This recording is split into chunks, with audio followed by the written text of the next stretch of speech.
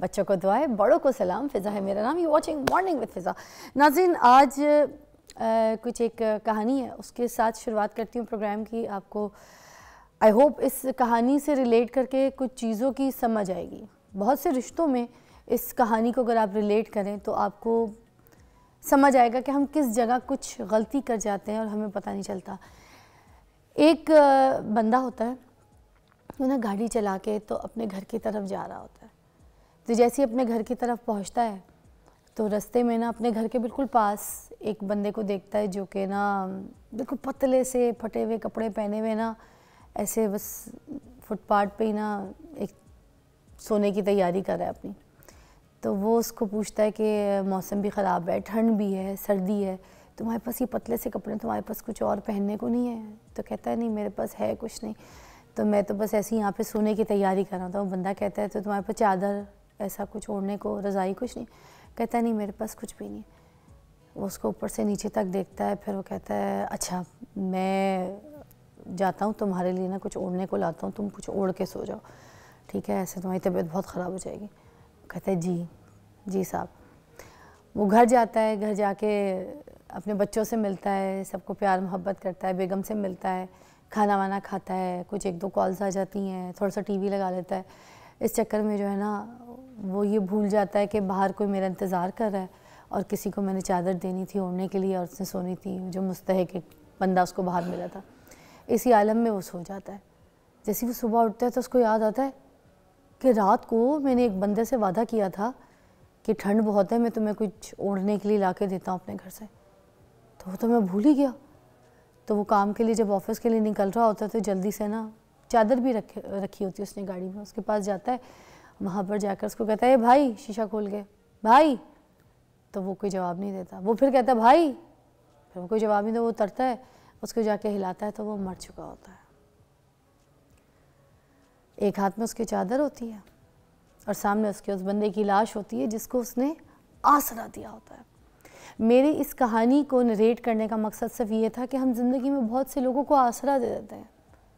आसरा नहीं देना चाहिए। आपके उस आसरे पे उस सामने वाला अपनी जान दे दे, अपनी जान से हाथ धो बैठे उस इंतज़ार में, उस आसरे में कि वो बंदा आएगा, मैं वो चादर ओढ़ूँगा, मैं फिर सो जाऊँगा।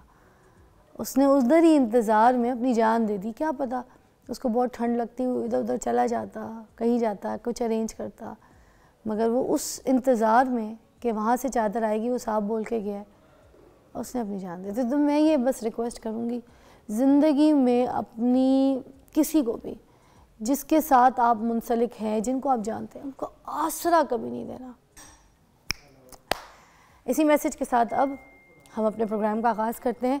आज हमारे प्रोग्राम में नाजरीन एक ऐसी चीज़ है जिसके बारे में मैं अपने पूरे वीक से डिस्कस कर रही हूँ कि एक ऐसा अर्क हम आपको बताएंगे, हिकमत में एक ऐसा अर्क है जो हम आपको लाइव बनाना यहाँ पर सिखाएंगे, जिससे आपका वज़न बहुत कम हो जाएगा और आपकी जिस्मानी बहुत सी बीमारियाँ जो हैं दूर हो जाएंगी। मैंने बहुत सारे ऐसे यहाँ पे हकीम साहब हैं, उनको बुलाया, उनसे बहुत सारे वेट लॉस की रेसिपीज़ पूछी, मगर एक ऐसी रेसिपी जिसको मैंने ख़ुद पर्सनली इस्तेमाल किया, एक शीशी पूरी ख़त्म की जिसके कोई साइड इफ़ेक्ट नहीं, जिससे मेरी स्किन में बेहतरी आई, जिससे मेरी पूरी बॉडी के जितने आर्गन्स हैं मुझे लगता है वो बहुत फ्रेश हो गए और मुझे एक न्यू फ़िज़ा फ़ील हुई है। तो मुझे तो पर्सनली एक चीज़ बहुत अच्छी लगी और जिसको मैंने ख़ास तौर पे आज़माया, उसके हर्ब्स वगैरह के बारे में भी पूछा। तो मैं आज आप सब से रिक्वेस्ट करूंगी कि पूरे पाकिस्तान में, देखने वाली पूरी दुनिया में जो मोटापे का शिकार लोग हैं, आज इस अर्क को लाइव बनाना सीखें और अपने घर में रखें और पिएं। तो ये तबर्रुक है, ये एक तोहफ़ा है मेरी और मेरी टीम की तरफ से और हकीम साहब की तरफ से। आज हमारे पास मौजूद हैं ज़बरदस्त हकीम जिनका नाम है इसहाक सुल्तान साहब। किसी तारुफ़ के मोहताज नहीं है, मगर हम उनसे सबसे पहले जो बात करेंगे, क्योंकि अर्क के लिए मैं चाहूँगी आप लोग कॉल्स भी करें, मेरे प्रोग्राम में शामिल हो और जब हम आपको अर्क बनाना सिखाएं और कोई आपको ऐसे मोटापे का शिकार लोग हैं तो वो अपनी प्रॉब्लम्स भी हमारे साथ यहाँ पे शेयर कर सकें। अच्छा, ये वाला जो अर्क जो हम आपको सिखाएंगे दुनिया में सब पी सकते हैं, इसकी कोई ऐसे प्रॉब्लम नहीं है कि अगर कोई पिएगा तो उसको ये साइड इफेक्ट है, ये बंदे को मना है। हाँ, मगर हामला लोगों को तो आपको पता है वेट लॉस की किसी भी किस्म की रेसिपी जो है वो मना होती है, उसके अलावा सारे लोग पी सकते हैं, क्योंकि ये मेरे ख्याल से शुगर के लिए भी बहुत अच्छी कारआमद है। बट हम हकीम साहब से इसके बारे में पूछेंगे।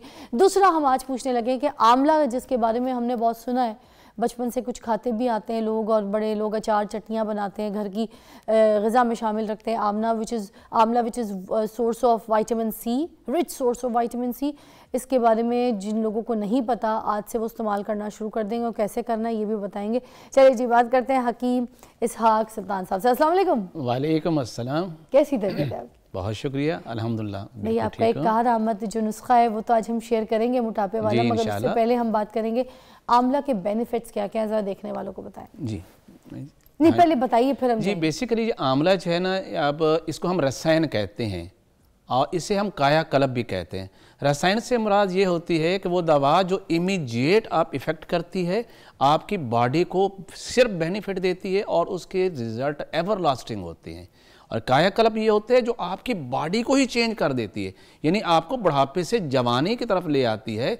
आपके तमाम सेल्स की न्यूरिशमेंट इतने अच्छे अंदाज में करती है कि आप बहुत लेट जाके बुढ़ापे का शिकार होते हैं।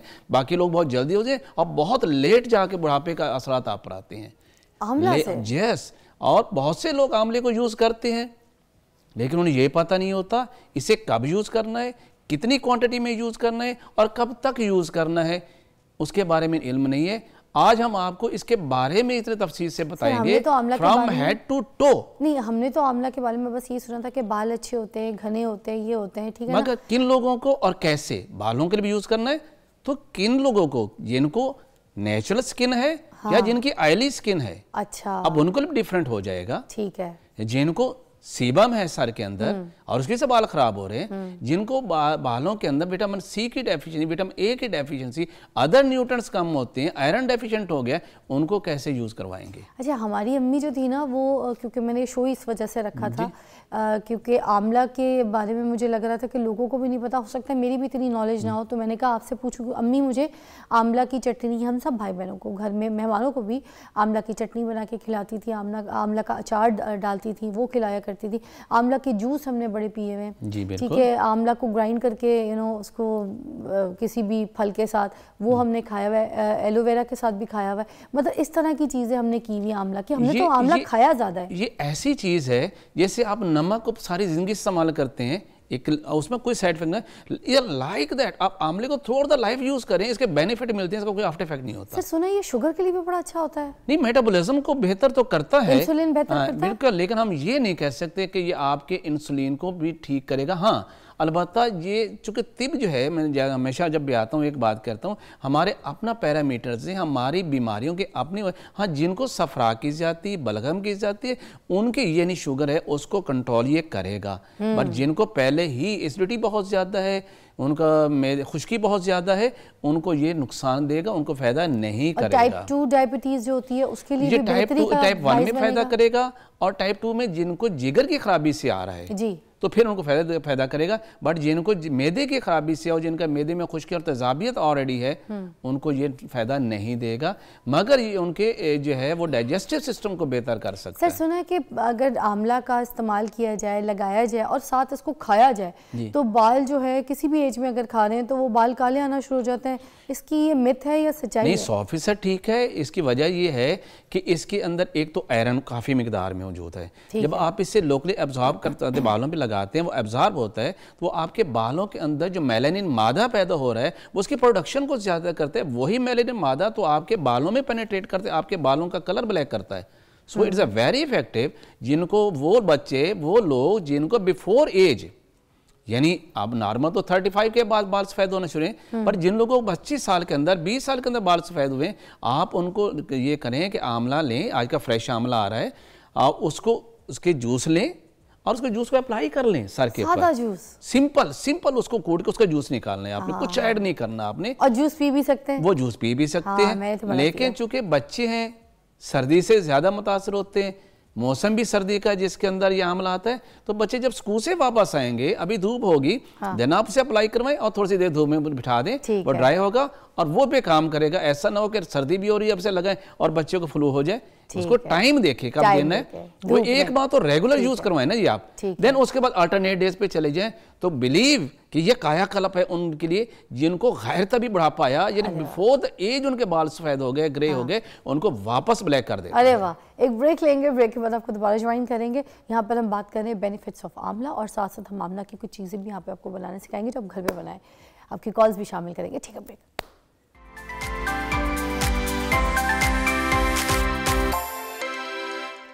Welcome back, you watching morning with Fiza. और अब यहाँ पर हकीम साहब आपको बताएंगे कि आंवला को किस तरीके से आप खा सकते हैं। बहुत से तरीके हैं, उसमें से कुछ तरीके हम आपको यहाँ पर सिखाते हैं। जी सर। सबसे पहले तो मैं आपको जैसे हेयर के बारे में बताया, मैं आपको स्किन के बारे में बताता हूँ कि स्किन के बारे में कैसे यूज़ करेंगे। वो लोग जिनके चेहरे के ऊपर ब्लैक हेड्स और वाइट हेड्स होते हैं, उसमें क्या करना है कि आंवला लेना है आपने, और आंवले के अंदर से इसके बीज निकाल लेना है, इसके होगी।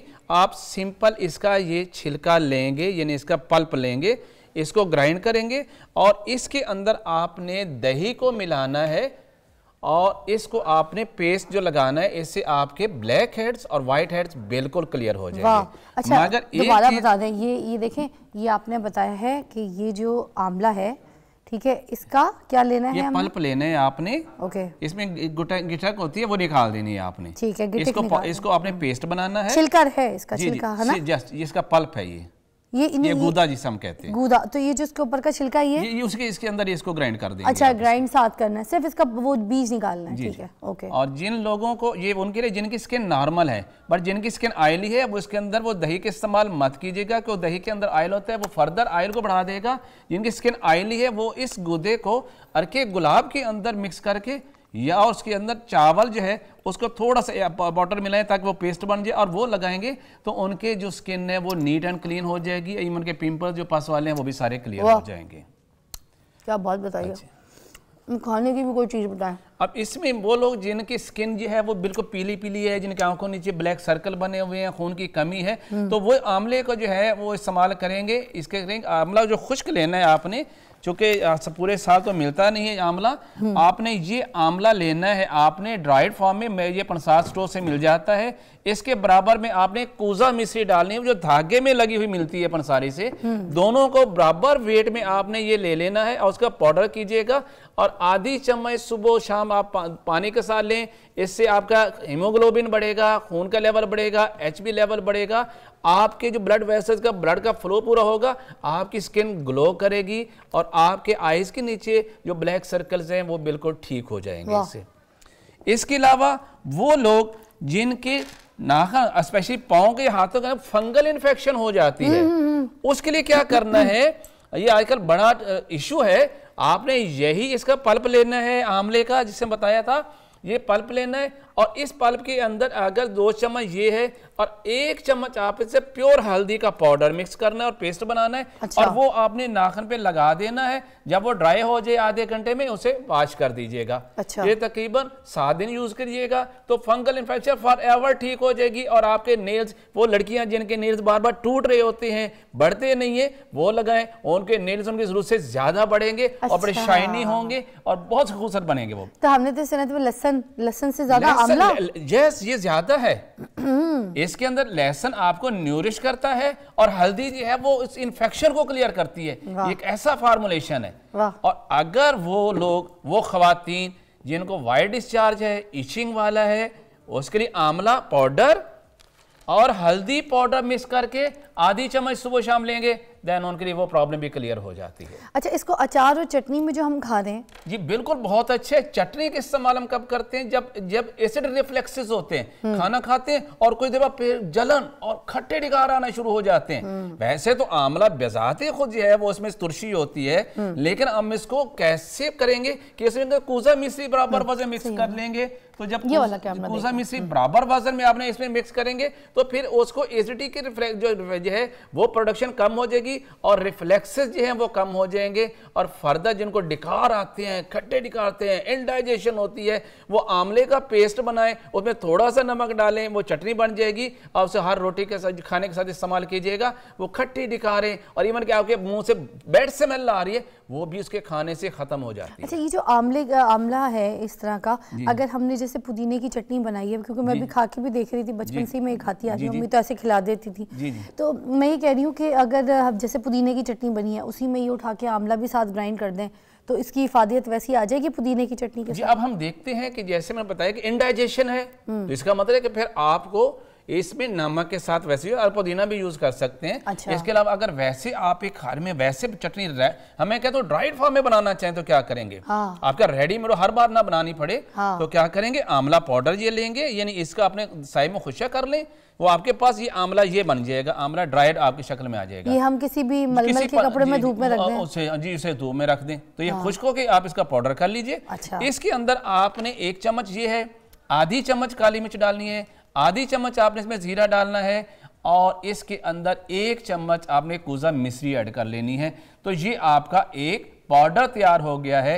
अब ये मैदे की वो अमराज में खाना हजम नहीं हो रहा, खट्टे डिकार आ रहे हैं, मुंह से स्मेल आपको आती जा रही है, खाना खाते हैं पेट में गैस हो जाती है, तो बेहतरीन है आप इसको आधी चम्मच सुबह शाम इस्तेमाल करिए खाने के बाद, तो आपका ये प्रॉब्लम ठीक हो। आपको मुझे हर बार चटनी तैयार करने की जरूरत नहीं। अगर फिर भी चाहते हैं चटनी तैयार करना, इसी पाउडर को जो है वो आप थोड़े से दही के अंदर मिक्स करें, आपकी चटनी तैयार हो जाती है। आप चटनी के तौर पे जैसे वो रायता कर रहे हैं इस तरह से इसी के पाउडर को डाल दें, इसी पाउडर को डाल दें। अच्छा।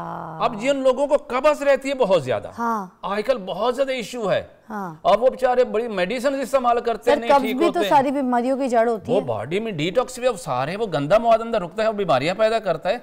तो उसके लिए तिब का कमाल का नुस्खा जिसे हम कहते हैं त्रिफला। अच्छा। बड़ा मशहूर नाम है त्रिफला, 3 फ्रूट्स, 3 फल। पहला फल कौन सा है, आंवला। अच्छा। दूसरा फल कौन सा है, ये बहेड़ा। इसके अंदर ये गिटक होती है, ये आपने निकाल देनी है, और इसका ये छिलका सिर्फ लेना है आपने। आंवले का पाउडर, बहेड़े का पाउडर, और तीसरी चीज इसके अंदर जो आ रही है वो है हरीड़ या हरड़ कहते हैं, इसे सब्ज हरड़ भी कहते हैं। इसके अंदर भी ये गिटक होती है, ये भी आपने निकाल देनी है, और सिर्फ इसका ये छिलका आपने इस्तेमाल करना है, ये वाला। अच्छा। इसका ये करना है, आपने गिटक बिल्कुल फेंक देनी है, आपके काम की नहीं है। तीनों चीजों को आपने पाउडर किया, मिक्स करके रख लिया। 1 चम्मच चाय वाला रात को आपका नीम गर्म पानी से लें, सुबह बगैर किसी तकलीफ की आपकी जो है वाजाबत हो जाएगी, तमाम स्टूल पास हो जाएगा, और फिर आप इसके एडिक्ट नहीं होते। वाह। आप इसे यूज करें, ये फायदा ही देता है, इसका कोई नुकसान नहीं है। और इसके साथ आपका जो बेली फैट है वो खत्म होती है, पेट जो बड़ा होता है, यस यस। अच्छा। ये बिल्कुल क्लियर करता है। आपने दोबारा नाम ले लें, आंवला। जी मैंने बताया आंवला, ये देखिए आंवला खुश्क है हमारे पास, ये उसके बाद हमारे पास हरीड़ है जिसे हम हरड़ भी कहते हैं, हरड़ सब्ज कहते हैं, और ये हमारे पास जो है वो जिसे बहेड़ा है। ये 3 चीजों का छिलका ही लेना, इनके बीज नहीं लेने, इनकी गिट्टी नहीं लेनी, इनको फाइन पाउडर करें, बराबर वजन मिक्स करें, और चाय वाली 1 चम्मच रोज लें। और आप देखें 15 दिन के अंदर आपका वेट भी कम, आपकी पेट की गैस भी खत्म, और आपके जो लव हैंडल्स हैं वहां से फैट्स खत्म, और आपकी खूबसूरत शेप बन जाती है बॉडी। अच्छा जी, अब ये आंवले की तो अगर हम यहाँ पे बेनिफिट्स बताना शुरू हो जाएं तो हिकमत में तो इसके इतने फ़ायदे जिसको आमतौर पे लोग इस्तेमाल ही नहीं करते, किसी के घर में मिलता ही नहीं है, ना पाया जाता है। तो आज हमने आपको बता दिया कि अचार की सूरत में हो, चटनी की सूरत में हो, रायते की सूरत में हो, पाउडर फॉर्म बना के आप अपने घर पर रख सकते हैं, इसको लगा सकते हैं, इसको खा सकते हैं, इसको फेस पे लगाइए, इसको सर पे लगाइए, इसको खाइए। ये हर किस्म से आपको रिच ऑफ विटामिन सी जो है ना वो प्रोवाइड करेगा, और इवन विटामिन ए है जो आपकी आंखों की रोशनी के लिए बहुत ही कमाल है। अच्छा। जिन लोगों की आंखों की नजर कमजोर है वो आंवला और कूजा मिश्री बराबर वजन मिला के रखें और खाएं, उनकी ऐनक भी उतर जाती है और उनकी नजर कमजोर होती ही नहीं है। अच्छा, ये भी सच है, ये मिथ नहीं है। 100% इसके अंदर क्यों होता है, क्योंकि इसके अंदर विटामिन ए है, और विटामिन ए तो सर अगर कोई लेट इस्तेमाल करता है जिसकी बिनाई कमजोर हो चुकी है और वो तो भी इससे फायदा देगा। अच्छा। तो ये बेसिकली इंट्राऑकुलर प्रेशर जो होते हैं आंख के अंदर, जो रतूबात की ज्यादा से प्रेशर बढ़ जाता है वो उसको ड्रेन कर देता है और आंख की नजर ठीक हो जाती है। इसकी एक साइंस है, हिट एंड टाइल मेथड पे ये काम नहीं करती, इसके एक अपना असूल है। मैं उस असूल के ऊपर बात करूंगा। क्यों इस्तेमाल करवाया, एक्स्ट्रा वाटर को रीअब्सॉर्ब मैंने करवा दिया, वहां पे प्रेशर खत्म हुआ और आपकी बनाई नॉर्मल और तेज हो गई रोशनी। ज़बरदस्त। अच्छा, अब हम आने लगे हैं उस अर्क की तरफ जिस अर्क की मैं बहुत तारीफ़ करी हूँ, पिछले हफ्ते से तारीफ़ कर रही हूँ।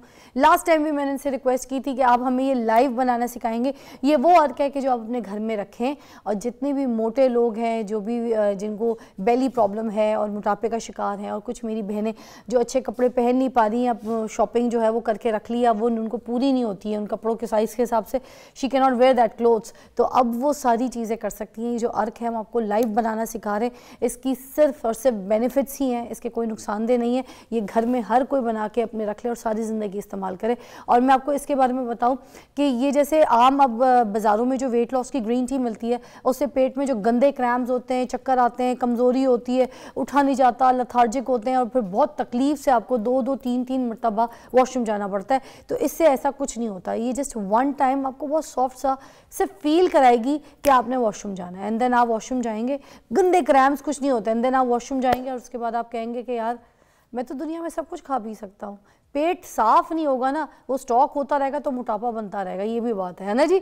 आए जी, शुरू हो जाए, बताएं फिर। ये नाज़रीन, मैं ये कहूँ कि ये फ़िज़ा अली का आपसे मोहब्बत है, प्यार है कि इन्होंने मुझे बार बार इंसिस्ट किया कि ये फार्मूला आपने हमें जरूर बताते हैं ताकि मेरा पूरा पाकिस्तान स्लिम हो जाए। लेकिन मैंने तो इस्तेमाल किया, मुझे फर्क पड़ा, तो मैंने कहा दुनिया को बताऊं। इन्हीं ऑर्डर के ऊपर मैं कहूँगा कि आप लोगों को मैं बताता हूँ, लेकिन इसको तैयार कीजिए और वेरी इफेक्टिव होगा। इसके 6 इंग्रेडिएंट्स हैं जिनका हम अरक निकालते हैं। अच्छा। पहला उसके अंदर है जी ये अजवैन, देसी हम इसे कहते हैं, ये आपने 100 ग्राम लेनी है। अच्छा।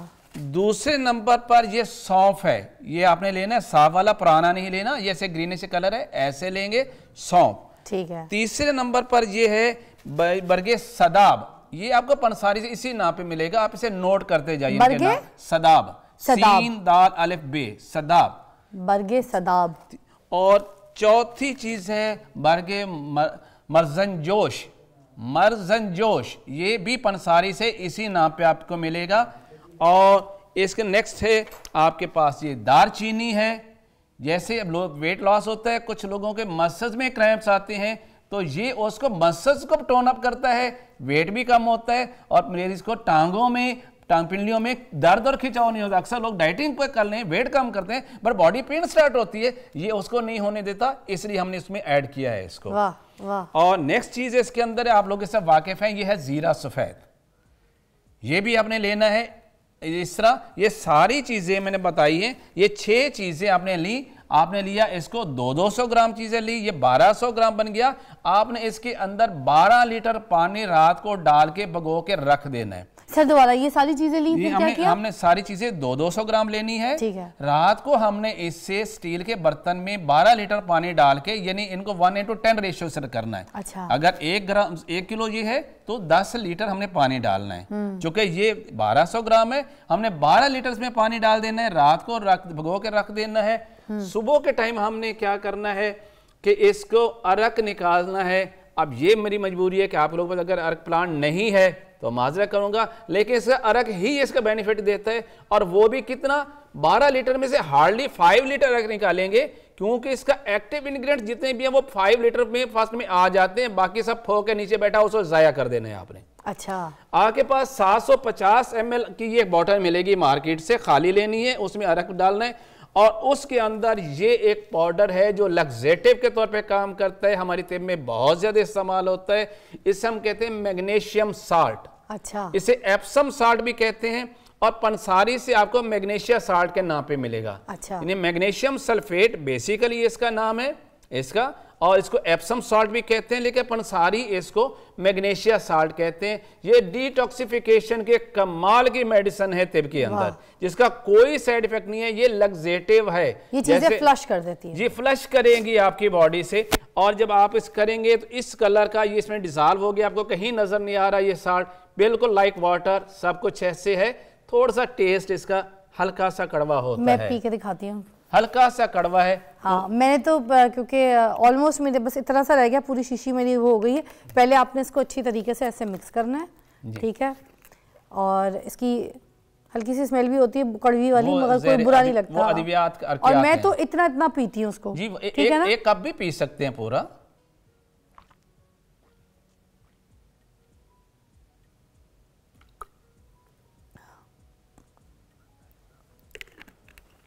और ये मैं आपको बताऊं, ये मैंने इस्तेमाल किया। मैं किसी भी चीज़ के लिए ना, मुझे लगता है कि मशवरा जो अल्लाह की अमानत है, ये मैंने इस्तेमाल किया है और मेरा जो है ना लिटरली वज़न कम हुआ है जी। सिर्फ 2 माह के अंदर 15 kg 15 kg वेट कम हो जाता है। लेकिन एक चीज़ इसमें ज़हन रखिए, अगर आप वेट कम करना चाहते हैं, थोड़ी सी वॉक कीजिए आधा घंटा। आप इसके साथ मीठा बंद कर देंगे, no sweets at all.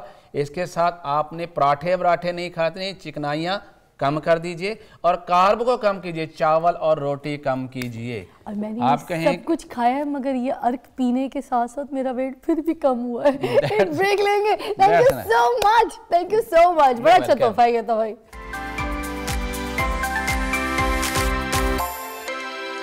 Welcome back to watching morning with Fiza. नाज़रीन देखें, पूरे पाकिस्तान हो या फिर पाकिस्तान से बाहर जितने भी लोग हैं, पहले तो ये दुआ है कि जो भी अगर बीमार हैं या कोई ऐसे किसी चीज़ से मुतासर हैं, अगर शुगर है उनको, ब्लड प्रेशर है, हार्ट की कोई डिज़ीज़ है, कोई भी ऐसे पेशेंट्स हैं किसी भी किस्म से, तो उनके लिए तो दुआ ये है कि अल्लाह ताला उनको सेहत और अच्छी ज़िंदगी अता फ़रमाए, which is the most important. वो कहते हैं ना, पूरी जायदाद, पूरे पैसे आप हर चीज़ लगा दें, और अगर आपके पास सेहत नहीं है तो वो उस जायदाद का कोई कख काम नहीं है आपकी ज़िंदगी में। सिर्फ़ और सिर्फ सबसे पहली नेमत जो है सेहत है, और सेहत सबसे पहले मांगनी चाहिए। अगर आप बिस्तर पे पड़ जाएं तो आप किसी के काम के नहीं है, आप बिल्कुल लवारसों की तरह अकेले बिस्तर में पड़े रहेंगे और आप सबके जो है ना एहसान तले होंगे कि कोई मुझे पानी पिला दे, मुझे कोई खाना खिला दे, बल्कि हर एक के ऊपर बोझ बन जाएंगे। तो अल्लाह से दुआ करनी चाहिए कि सेहत सबको नसीब हो। आज हमारे पास एक ऐसी स्टोरी है जिसमें मैं कहती हूँ कि पूरी दुनिया जो शुगर को लेके परेशान है, अगर शुगर हो जाती है, किसी को इनहेरिटेड होती है या किसी को मोटापे की वजह से होती है, कोई भी ऐसे इशूज़ जिनको शुगर हो जाती है, उनको सारी ज़िंदगी जो है ना बस अपनी लाइफस्टाइल को कंट्रोल करना पड़ता है। उनको अपनी लाइफस्टाइल को चेंज करना पड़ता है शुगर को कंट्रोल रखने के लिए, क्योंकि शुगर की वजह से जिस्म में बहुत सीवियर बड़ी बड़ी बीमारी जो है वो जन्म ले लेती हैं अगर शुगर कंट्रोल पे ना हो। तो आज हमारे पास जो स्टोरी है उसमें ये चेंज है कि वो जो साहब हैं उनको 18 साल से शुगर थी, 18 साल से यार, और उन्होंने अपनी 18 साल की शुगर के बाद अपनी शुगर को रिवर्स कर लिया। अब वो कैसे किया, पूछते हैं उनसे। अस्सलाम वालेकुम जी।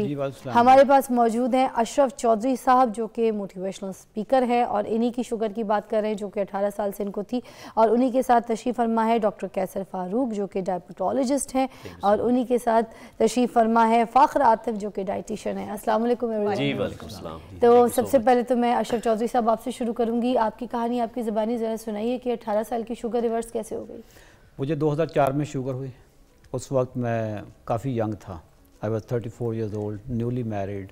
इस्लामाबाद में मैं पीसी मैरियट चेन्स के साथ काम करता था। तो होता क्या है कि मेरे ना लेफ़्ट साइड पे कुछ पेन रहता था, कभी बाजू में, कभी शोल्डर में, कभी चेस्ट में।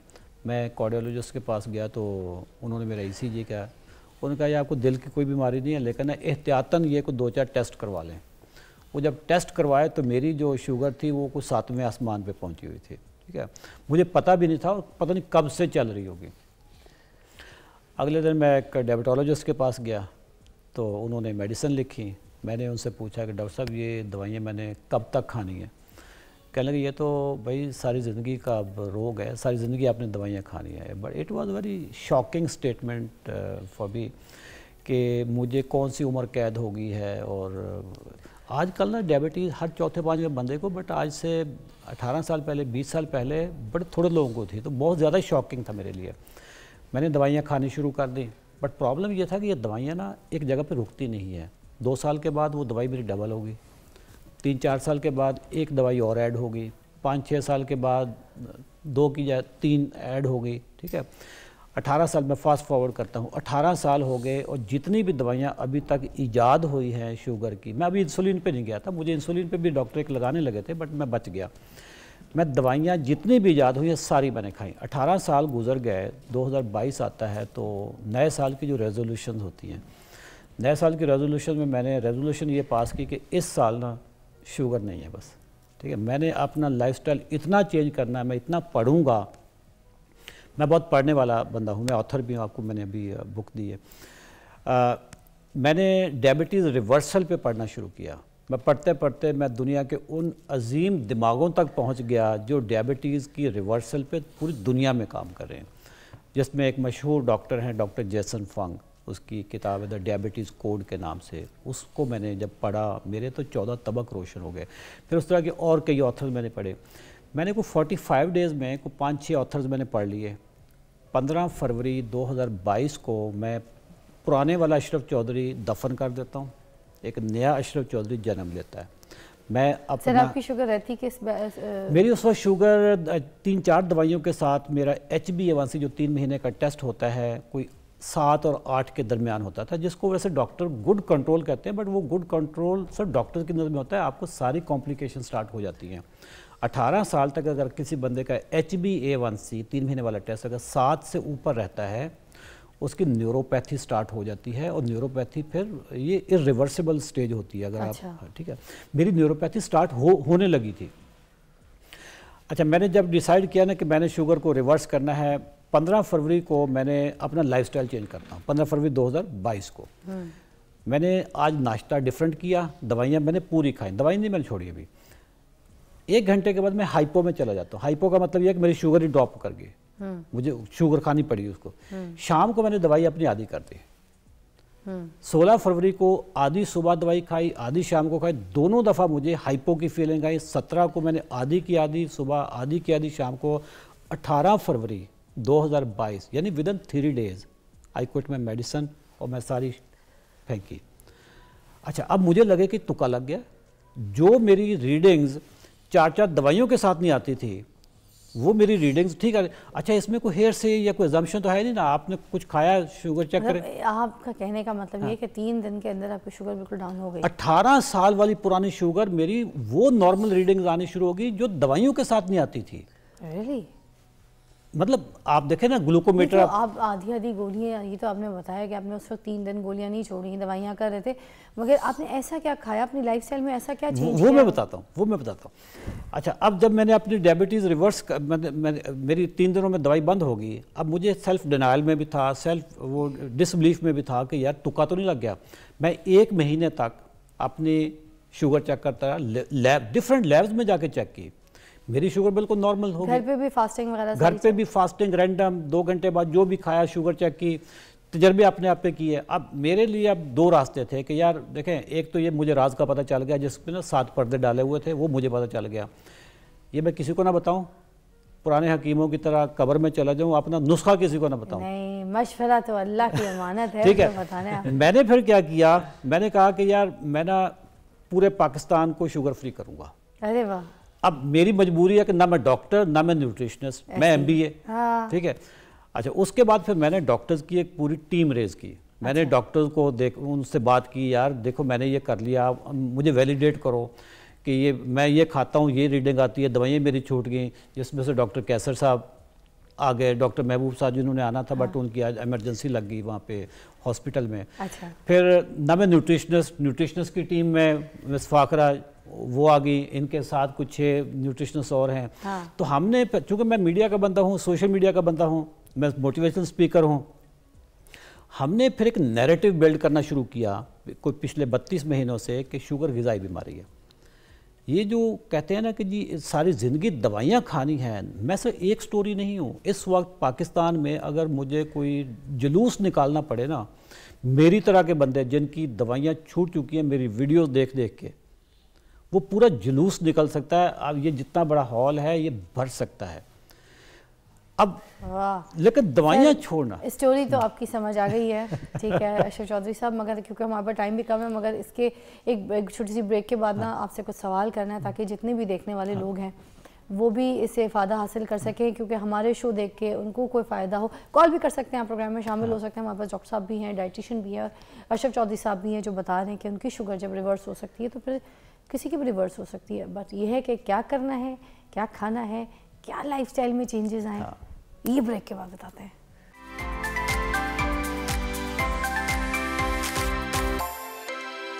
ओह माय गॉड नाज़रीन, ज़बरदस्त। अभी ब्रेक पे भी मैं कुछ चीज़ें पूछ रही थी तो मैं तो हिल गई हूँ। ये वाला जो सेगमेंट अभी हम कर रहे हैं, ये आप अपने जितने भी जानने वाले जो लोग ऐसे जो शुगर के पेशेंट हैं या जो नहीं भी हैं, ये आप रील उनको ज़रूर शेयर कीजिएगा हमारे सोशल मीडिया से उठा के। ये सब के लिए जो मैं कहूँगी कि तबरुक है ये चीज़ें उनको पता होनी चाहिए। अभी भी मुझे यहाँ पर ये बता रहे थे कि जो कुछ एक ऐसा टेस्ट है हमारी बॉडी का जो हम सबको मोस्टली करा लेना चाहिए, क्योंकि वहाँ से इंडिकेट कर दिया जाता है, आपको बता दिया जाता है, इशारा होता है कि आपको शुगर होने वाली है। तो वो कौन से ऐसे टेस्ट हैं, वो सारी चीज़ों के बारे में हम पूछते हैं। डॉक्टर कैसर फारूक हमारे साथ मौजूद है। ये जी बताइएगा वो कौन से ऐसे टेस्ट हैं जिनको कराने से आपको ये हिंट इंडिकेट हो जाता है कि आपको शुगर होने वाली है? मैडम पहले तो मैं थोड़ा सा इसका बैकग्राउंड बता दूं कि डायबिटीज़ की टाइप्स क्या होती हैं और कौन सी डायबिटीज़ रिवर्स हो सकती है और कौन सी नहीं हो सकती। शुगर के 2 किस्में हैं, एक टाइप 1 होती है और एक टाइप 2 होती है। टाइप 1 होती है स्पेशली बच्चों में या यंग एडल्ट्स में होती है, उसमें इंसुलिन की कमी होती है। इंसुलिन की कमी का मुराद ये है कि आपका जो लबलबा है पैंक्रियाज वो इंसुलिन नहीं बना रहा और आपने बाहर से इंसुलिन लगानी है और उसको कंट्रोल करना है। उसमें आप डाइट से और लाइफस्टाइल से उसको कमी कर सकते हैं इंसुलिन के यूनिट्स को, लेकिन इंसुलिन लाइफ टाइम चलनी है। दूसरे नंबर पे आ जाती है टाइप 2 डायबिटीज़, जो कि मेजॉरिटी लोगों को है, 90% लोगों को, जो हर चौथा बंदा डायबिटीज़ का मुब्तला है, हर घर में 2 से 3 लोग डायबिटीज़ में मुब्तला है, वो है टाइप 2 डायबिटीज़, जिसमें इंसुलिन की मुज़ाहमत होती है। इंसुलिन की मुज़ाहमत इस तरह होती है, जब भी आप जिस्म में ग्लूकोज या शुगर डालते हैं तो आपके जिस्म में इंसुलिन निकलती है। इंसुलिन का काम है कि उसने खुलियों तक शुगर को पहुंचाना है। तो एक टाइम आता है हमारे खुलिये शुगर से भर जाते हैं, तो वो जवाब दे देते हैं इंसुलिन को कि मज़ीद हमने आगे शुगर नहीं लेनी। तो इस फिनोमिना को कहते हैं इंसुलिन रेजिस्टेंस, और इंसुलिन और ज़्यादा जिस्म में बनती है। इंसुलिन की रेजिस्टेंस की वजह से कुछ 6-7 बीमारियां जो मजमुआ है, यानी कि जिसको शुगर होती है उसके साथ और 2-3 बीमारियां क्यों लग जाती हैं, इसकी वजह ये इंसुलिन रेजिस्टेंस है, जिसमें डायबिटीज़ का होना, मोटापे का होना, इसके साथ ब्लड प्रेशर का बढ़ जाना, यूरिक एसिड होना, कोलेस्ट्रोल के लेवल्स बढ़ जाने, और इसके साथ फैटी लिवर का हो जाना, वो फिर इसकी कॉम्प्लिकेशन के साथ, और फैटी लिवर का हो जाना, और ख़वातीन में PCOS का प्रॉब्लम होना, जिसमें हार्मोनल चेंजेस की वजह से पीरियड्स इरेगुलर हो जाते हैं और चेहरे पे बाल आ जाते हैं। तो ये एक प्रॉब्लम सारे ना इंसुलिन की वजह से। टेस्ट कौन कौन से हैं? अच्छा, टेस्ट जो आपने करवाने हैं, अगर आपको शुगर नहीं है, जो आपका इंडिकेटर है, तो फास्टिंग और रैंडम ब्लड शुगर लेवल्स करवा लें। आप 8 से 10 घंटे के अपने पीरियड से अपने शुगर चेक करें मीटर से, तो आपको पता चल जाएगा आप शुगर लेवल कितने हैं। सेकेंडली आप खाने के 2 घंटे बाद चेक कर लें, और जो 3 माह का टेस्ट होता है उसे हम HbA1c कहते हैं। अच्छा। ये 3 माह की आपकी एवरेज शुगर बताता है कि आपके लेवल्स कितने हैं। अगर आपका 6.4 से ज़्यादा लेवल्स हैं, 6.5 इससे ज़्यादा है आपका, तो फिर आपको डायबिटीज़ हो चुकी है। और 6.4 से नीचे और 5.7 के दरमियान वाला लेवल है तो वो प्री डायबिटीज़ है, शुगर हुई नहीं है, हो सकती है। और जो एक टेस्ट होता है जो इंसुलिन मुज़ाहमत को बताता है, वैसे तो फास्टिंग इंसुलिन का टेस्ट वैसे भी करवाया जा सकता है कि आपके लेवल में इंसुलिन के लेवल कितने हैं बॉडी में, कि इंसुलिन ज़्यादा तो नहीं बन रही बॉडी में। वो इंसुलिन फास्टिंग इंसुलिन आप किसी भी लैब से फास्टिंग में करवा लें। दूसरा जो कोलेस्ट्रोल का टेस्ट होता है, जिसे हम फास्टिंग लिपिड प्रोफाइल कहते हैं, उसके अंदर 2 कंपोनेंट्स इंपॉर्टेंट होते हैं। वैसे तो उसके अंदर काफ़ी ज़्यादा चीज़ें लिखी होती हैं, लेकिन जो इंपॉर्टेंट चीज़ है वो ट्राइग्लिसराइड है, जो बैड कोलेस्ट्रोल है, और HDL है, जो अच्छा कोलेस्ट्रोल है। अगर आप ट्राइग्लिसराइड को डिवाइड करें HDL से, तो अगर आपका जवाब 2 से ज़्यादा आता है तो इसका मतलब है कि आपकी बॉडी में इंसुलिन की मुज़ाहमत ज़्यादा है, और इंसुलिन की मुज़ाहमत ज़्यादा है आपकी बॉडी में, तो ये जो मैंने कुछ बीमारियां गिनवाई हैं ये सारी आपके अंदर हो सकती हैं। अच्छा, ठीक है। अच्छा, ये भी मैं जानना चाहूँगी, मगर एक कॉलर मेरे साथ है, इरफान साहब है कराची से। अस्सलाम वालेकुम। जी वालेकुम अस्सलाम व रहमतुल्लाहि व बरकातुहू। जी इरफान साहब, क्या कहेंगे? आज हम बात कर रहे हैं कि डायबिटीज़ जो है वो रिवर्स हो सकती है। एग्जाम्पल भी हमारे सामने मौजूद है। जी इत्तेफाक से मैं ये प्रोग्राम देख रहा था, और क्योंकि मैं खुद अभी डिनाइल फेज में हूँ, मुझे 5 साल से मैं ग्लूकोफेज यूज कर रहा हूँ। अच्छा। ठीक है, और मैं अभी तक मैंने इसको एक्सेप्ट नहीं किया कि जी मैं डायबिटिक हूँ, क्योंकि मेरे पेरेंट्स डायबिटिक नहीं थे। ठीक है, और ये कहते हैं ना कि मतलब जेनेटिक डिजीज है, जीन्स के साथ आती है, लेकिन थोड़ा सा लाइफ। जी मैं ये कह रहा था कि आपका ये जो डॉक्टर साहब बात कर रहे हैं कि रिवर्सल की, मेरे एक दोस्त है यहाँ कराची में, उन्होंने भी HbA1c जो है 10.2 से 5.7 पे लेकर आए हैं, सिर्फ डाइट और एक्सरसाइज से। तो मैं चाह रहा था कि ये इन्होंने बड़ा अच्छा काम शुरू किया है, कहते हैं कि जी हमने पाकिस्तान को शुगर फ्री बनाना है। तो I just wanted to offer my services कि अगर मैं भी इसको ज्वाइन करना चाहूँ, इस कार्य खैर में अपना हिस्सा डालना चाहूँ, तो they can reach out to me any time. ठीक है, एक न्यूज़ की ब्रेक है, न्यूज़ की ब्रेक के बाद हम आपकी कॉल का जवाब देते हैं। Irfan sahab, take a break.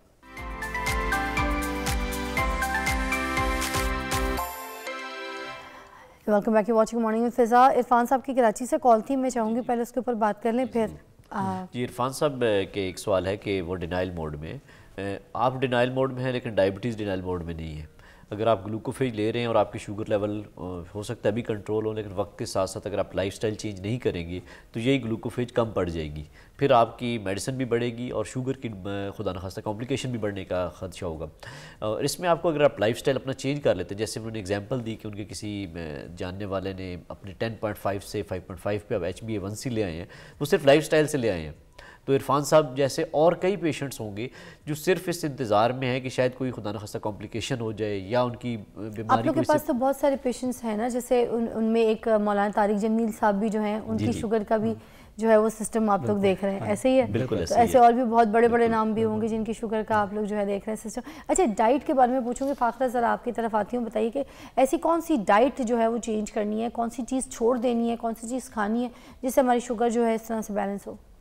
जी देखें, जिस तरह ये है कि शुगर ग़िज़ाई बीमारी है, सबसे पहले तो ये चीज़ हमने समझनी है कि शुगर दवाई बीमारी नहीं है, ये ग़िज़ाई बीमारी है। इसमें ग़िज़ा का रोल है, आपकी खुराक का रोल है, दवाइयों का रोल नहीं है।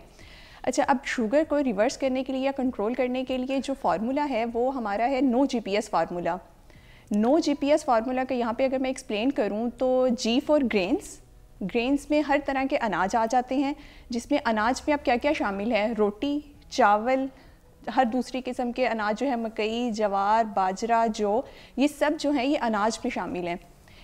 इनमें क्या होता है, इनमें रिफाइंड कार्बोहाइड्रेट्स होते हैं, इनमें से फाइबर निकाल लिया जाता है, पीछे रिफाइंड कार्बोहाइड्रेट जिसको सादा कार्बोहाइड्रेट्स कहते हैं, ये सिर्फ शुगर होती है, मीठी चीनी होती है। तो इसको जब खाते हैं तो उससे शुगर फौरी तौर पे आपकी बॉडी में जाके बढ़ती है, जिससे शुगर लेवल्स बढ़ जाते हैं फौरी तौर पे।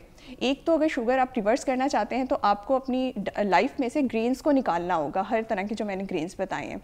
दूसरी चीज़ आ जाती है नो GPS में P फॉर पोटैटोज़, हर तरह के आलू। अब इसमें हर सब्ज़ी में हमारे घरों में आलू डलते हैं, एक आलू निकालने हैं। उसके अलावा जो फ्राइज़, रोज़ घरों में फ़्राइज़ बनते हैं, बच्चों को फ़्राइज़ मिलते हैं, जितने भी प्रोसेस्ड पोटैटोज़ होते हैं, पैकेट्स फूड्स होते हैं, उन सब में जिनमें पोटैटोज़ होते हैं उनको आपने अपनी लाइफ से निकाल देना है। और तीसरी चीज़ इसमें आ जाती है एस फॉर शुगर्स। शुगर्स में हर तरह का मीठा है, सिर्फ इसमें सफ़ेद चीनी नहीं है, इसमें गुड़, शहद, शक्कर, जितने आर्टिफिशियल स्वीटनर्स हैं। अगर देसी शहद है तब भी, देसी शहद भी, बिल्कुल देसी गुड़ है तब भी, बिल्कुल ऐसा ही है। शहद में क्या होता है, शहद में फ्रुक्टोज होती है जो कि सिंपल कार्बोहाइड्रेट्स है, तो ये फौरी तौर पे जाके आपकी बॉडी में इंसुलिन की स्पाइक करती है, उसके अलावा फैटी लीवर करती है, जिससे आपके शुगर लेवल्स जो होते हैं वो फौरी तौर पे बढ़ते हैं। तो आर्टिफिशियल स्वीटनर्स भी ऐसे हैं, जितने आर्टिफिशियल स्वीटनर्स होते हैं वो जब आप खाते हैं तो उससे आपकी जो मीठा तो आपकी ज़बान पर चला जाता है ना, आपके जो ब्रेन होता है उसको मैसेज पहुँच गया कि मीठा आ गया है, इंसुलिन रिलीज़ कर दो। तो जब वो इंसुलिन रिलीज कर देता है तो उससे इंसुलिन रेजिस्टेंस जो होती है वो बढ़ती है। तो बेसिकली ये फार्मूला है नो GPS फार्मूला। आपने ये डाइट फॉलो करनी है जिसमें से अपनी ज़िंदगी में से ये 3 चीज़ें निकाल देनी है। आपने ग्रेन्स निकाल देने हैं, आलू निकाल देने हैं, उसके अलावा हर तरह का मीठा निकाल देना है। कॉल शामिल करते हैं, फिर मैं इसकी ज़रा डिटेल और पूछूंगी आपसे, ताकि लोग अपनी चीज़ों में, अपनी ग़िज़ाओं में इन चीज़ों को शामिल करें जिनको निकालना उनको पता हो। सबा है मेरे पास, उनसे बात करेंगे, अपने हस्बैंड के बारे में कुछ पूछना चाह रही हैं। अस्सलाम वालेकुम। कैसी हैं आप? ठीक ठाक सबा, क्या पूछना चाहेंगी? एक्चुअली मेरे हस्बैंड को अभी कुछ अर्सा पहले ही शुगर डायग्नोज हुई है, लेकिन टाइप 2 डायग्नोज हुई है। टाइप 2, ठीक है।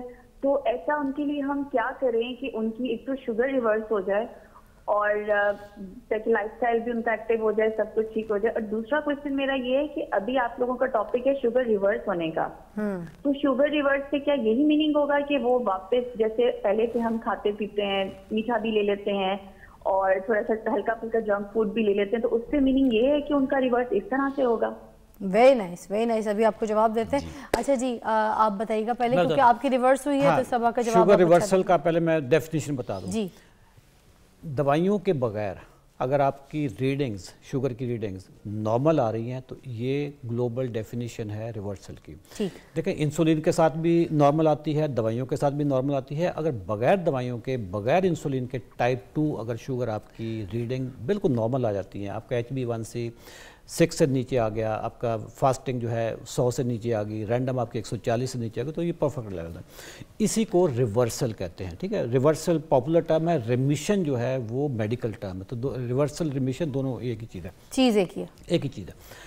अच्छा, अब इनकी बात थी कि क्या जब नॉर्मल हो जाए तो हम वो सारी चीज़ें जो बद परहेज जो खा रहे हैं, ऐसे है कि आपको किसी चीज़ से एलर्जी हो रही है, आपने उससे दूर रहेंगे तो एलर्जी से दूर रहेंगे, अगर आप उसके करीब जाएंगे तो एलर्जी दोबारा होनी सिंपल है इसके, अगर कोई मच्छर हमें काट रहा है, हमें पता है ये मच्छर है, इसके पास जाएंगे काटेगा, जहाँ पे ज्यादा मच्छर है वहाँ घुसने की जरूरत नहीं है, वहाँ जरूरत नहीं है। तो आप अपनी देखें हेल्दी लाइफस्टाइल आप अपनाएं। इस वक्त जो आटा है ना, आटा ये बुनियादी तौर पे ये वो गंदम है ही नहीं जो मेरे दादा ने खाई थी, आपके दादा ने खाई थी, ये वो गंदम ही नहीं रही। सर एक और मैसेज मुझे मोबाइल पे भी अब आना शुरू हो गया, लोग लाइव देख रहे हैं, कह रहे हैं कि जो रिवर्स हुई है आपकी शुगर, क्या ये सारी ज़िंदगी के लिए अब बैलेंस है, कोई दवाई कोई मेडिसिन कोई चीज़ आपको किसी चीज़ की ज़रूरत नहीं है? अब डॉक्टर से आपने इस बारे में तस्दीक की है, डॉक्टर्स क्या कहते हैं, ये सवाल है, ठीक है, मगर इसके अलावा हम एक कॉल भी शामिल कर लें पहले प्रोग्राम में। जी अस्सलाम वालेकुम, कौन है? काशिफ है। काशिफ बात कर रहा हूँ जी काशिफ, मुल्तान से, क्या कहेंगे? अच्छा मैम ये बता रही थी कि न्यूट्रिशनिस्ट के आपने GPS के ऊपर अमल करना है, पोटैटो, ग्रेन्स और शुगर फ्री, तो what we should have to eat? Good, ठीक है, पहले आप जवाब दे दीजिएगा कि अगर ये सब कुछ नहीं खाना तो क्या खाना है हमने? अच्छा अब ऐसा है कि ये 3 चीज़ें आपने निकाल दी हैं, अब खाना क्या है? हमने निकाले हैं इसमें रिफाइंड कार्बोहाइड्रेट्स। अब जो कॉम्प्लेक्स कार्बोहाइड्रेट्स होते हैं जिनको पेचीदा कार्बोहाइड्रेट्स कहते हैं, जो हम जब खाते हैं तो हमारी बॉडी में थोड़ा सा वो टाइम लगता है हजम होने में, बॉडी थोड़ा टाइम लेती है, आहिस्ता आहिस्ता ब्लड में शुगर रिलीज़ करती है, तो उससे ब्लड शुगर लेवल्स एकदम बढ़ते नहीं हैं। उनमें हमारे पास सब्जियां आ जाती हैं जिसमें कॉम्प्लेक्स कार्बोहाइड्रेट्स होते हैं, हर तरह की आप सब्जी खा सकते हैं, आलू के अलावा बताइए सारी सब्जियां सिर्फ अरवी और आलू, ये अरवी आलू छोड़ना। हाँ जी, इसके अलावा सब सब्जियां आप खा सकते हैं, उसको सलाद की सूरत में खाएं। हर खाने से पहले सलाद बाउल भर के लें, सलाद की सूरत में खाएं, पका के खाएं, बॉईल करके खाएं, जिस तरह पसंद है उस तरह खाएं। अच्छा, इसमें पालक वालक भी? जी बिल्कुल, हर सब्जी खा सकते हैं। और इसके अलावा दूसरे जो हमारे पास जो कॉम्प्लेक्स कार्बोहाइड्रेट्स में आ जाती हैं वो हर तरह की दालें आ जाती हैं, हर तरह की दालें खाएं, छिलके वाली खाएं, बगैर छिलके वाली खाएं, चने की, मसूर की, हर तरह की आप खा सकते हैं। लोबिया खा सकते हैं, सुर्ख लोबिया, सफ़ेद लोबिया, दाल में कुछ मना नहीं है, कुछ मना नहीं है। चने सफ़ेद, काले चने, हर तरह के आप चने भी खा सकते हैं। इसके अलावा जो गोश्त हैं, बड़ा गोश्त, बीफ, मटन, हर तरह के खा सकते हैं। इसमें जो ऑर्गन मीट्स होते हैं आप वो भी खा सकते हैं। इवन हमारे यहाँ जो होता है कि जिनको शुगर हो जाती है वो ऑर्गन मीट्स छोड़ देते हैं या बड़ा गोश्त छोड़ देते हैं, हर तरह का आप गोश्त खा सकते हैं, कोई मना नहीं है। आप इसको चर्बी के साथ खाएं। जो इसके अलावा जो साथ मछली आ जाती है, मछली खाएं, बिल्कुल चिकन खाएं, हर तरह का, नट्स खाएं हर तरह के, और बीज होते हैं जो हमारे पास कद्दू के बीज होते हैं, इसके अलावा और भी जो तिल होते हैं, हर तरह के बीज खा सकते हैं, अंडे खा सकते हैं। अच्छा, ये ग्रेन्स की आप बात कर रही थी, तो ग्रेन्स में तो दालें वाले आती हैं। अच्छा यही है ना, ग्रेन्स दो कौन तरह से के ग्रेन्स होते हैं, नहीं खाने उनके नाम बताने आप? जी बिल्कुल, 2 तरह के ग्रेन्स होते हैं। एक इसको इस तरह कैटेगराइज कर लेते हैं कि एक होते हैं रिफाइंड और एक कॉम्प्लेक्स। हमने रिफाइंड वाले निकाल देने जिसमें हमारे पास रोटी, चावल, मकई, जवार, बाजरा, जो ये वाली चीज़ें। इसके अलावा जो दूसरे भी नहीं खानी, हाँ जो भी नहीं खानी। इसके अलावा जो दूसरे कॉम्प्लेक्स है, मतलब कोई ऐसी चीज़, बेसन भी? जी बेसन भी है, मकई, सब कुछ है ना? बिल्कुल है। मतलब कोई भी ऐसी चीज़ नाज़रीन जिससे रोटी बनती है उसको आपने अपनी ज़िंदगी से निकाल देना है, इंक्लूडेड राइस। राइस बिल्कुल ठीक है। और जो दूसरे हैं हमारे पास कॉम्प्लेक्स ग्रेन्स कहते हैं, उनको दालें, वो दालें सारी कॉम्प्लेक्स ग्रेन्स में आती हैं। तो दालें हर तरह की खा सकते हैं, चने, लोबिया, ये सब चीज़ें आप खा सकते हैं। इसमें होते हैं कॉम्प्लेक्स कार्बोहाइड्रेट जो बॉडी में आहिस्ता आहिस्ता अब्सॉर्ब होते हैं। वाइट बीन्स सब कुछ खा सकते हैं। हर तरह के अंडे, गोश्त, हर तरह के खा सकते हैं। देसी घी का इस्तेमाल करें। अब ये ब्राउन ब्रेड वगैरह भी गई? जी बिल्कुल, वो सारी इसमें आ जाती हैं ना, सारी ये अनाज में जो रिफाइंड कार्बोहाइड्रेट्स होते हैं। अच्छा, आपने बेसन मना कर दिया है, तो चने की दाल को भी तो पीस के? जी बिल्कुल, यही है सर, लोगों का यही सवाल होता है, हमारे से यही पूछते हैं कि चने खाएंगे ना आप? हाँ। तो चने में होता है साथ फाइबर। अच्छा। चने से शुगर नहीं बढ़ती, वो आहिस्ता आहिस्ता बॉडी में रिलीज होती है। उसके बाद आप चने की दाल खाएंगे, उससे भी शुगर नहीं बढ़ेगी। उसी को जब आप पीस लेंगे, पाउडर फॉर्म में ले लेंगे, तो पाउडर फॉर्म में तो वो ऑलरेडी जैसे ही हम उसको खाते हैं वो फौरी तौर पे उसका डाइजेशन का प्रोसेस स्टार्ट हो जाता है ना, तो उसका ग्लाइसेमिक इंडेक्स जो होता है कि वो ग्लाइसेमिक इंडेक्स इसे कहते हैं कि कोई भी हम खुराक लेते हैं उसने कितनी देर में हमारी बॉडी में जाके ग्लूकोज में कन्वर्ट होना है।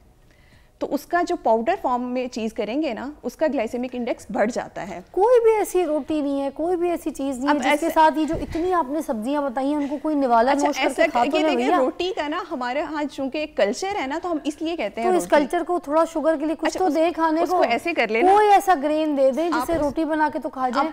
मेरी बात सुने, गाँव ग्राम में औरतें होती हैं बेचारी, कितना कितना चल के जाती हैं, काम करती हैं, पत्ते तोड़ती हैं, खेतों में जाती हैं, काम करती हैं, क्या यार वैसे शुगर होती होती नहीं है, उनको होती भी नहीं। तो इधर जो माएँ होती हैं बेचारी, जो बच्चे संभालती हैं, देखती हैं 4-4 6-6 बच्चे होते हैं उनके, वो शुगर हो जाए, ठीक है, चक्कर आना शुरू होता है, कमजोरी से, कोई ग्रेन बता दें। अगर तो देखें, अगर किसी की शुगर कुछ तो आपके पास होगा, मैं बता दूं, बाजरा ले लें, प्योर बाजरा, ठीक है, उसमें अगर 1 किलो बाजरा लिया है तो उसमें ना 2 किलो अलसी डाल लें, अलसी, ठीक है, और उसमें थोड़ा सा इसबगोल डाल लें, वो उसका जो आटा बन जाएगा वो इसबगोल से वो स्टिकी भी हो जाएगा, बाजरे से भी स्टिकी हो जाएगा। अभी तो बाजरा मना कर दिया था। देखें इसमें अब हमने अलसी बहुत ज़्यादा डाल दी ना, अलसी डाल दी तो आपका फाइबर इसमें आ गया, प्लस उसमें जो ओमेगा 3 है वो सारी चीज़ें होंगी।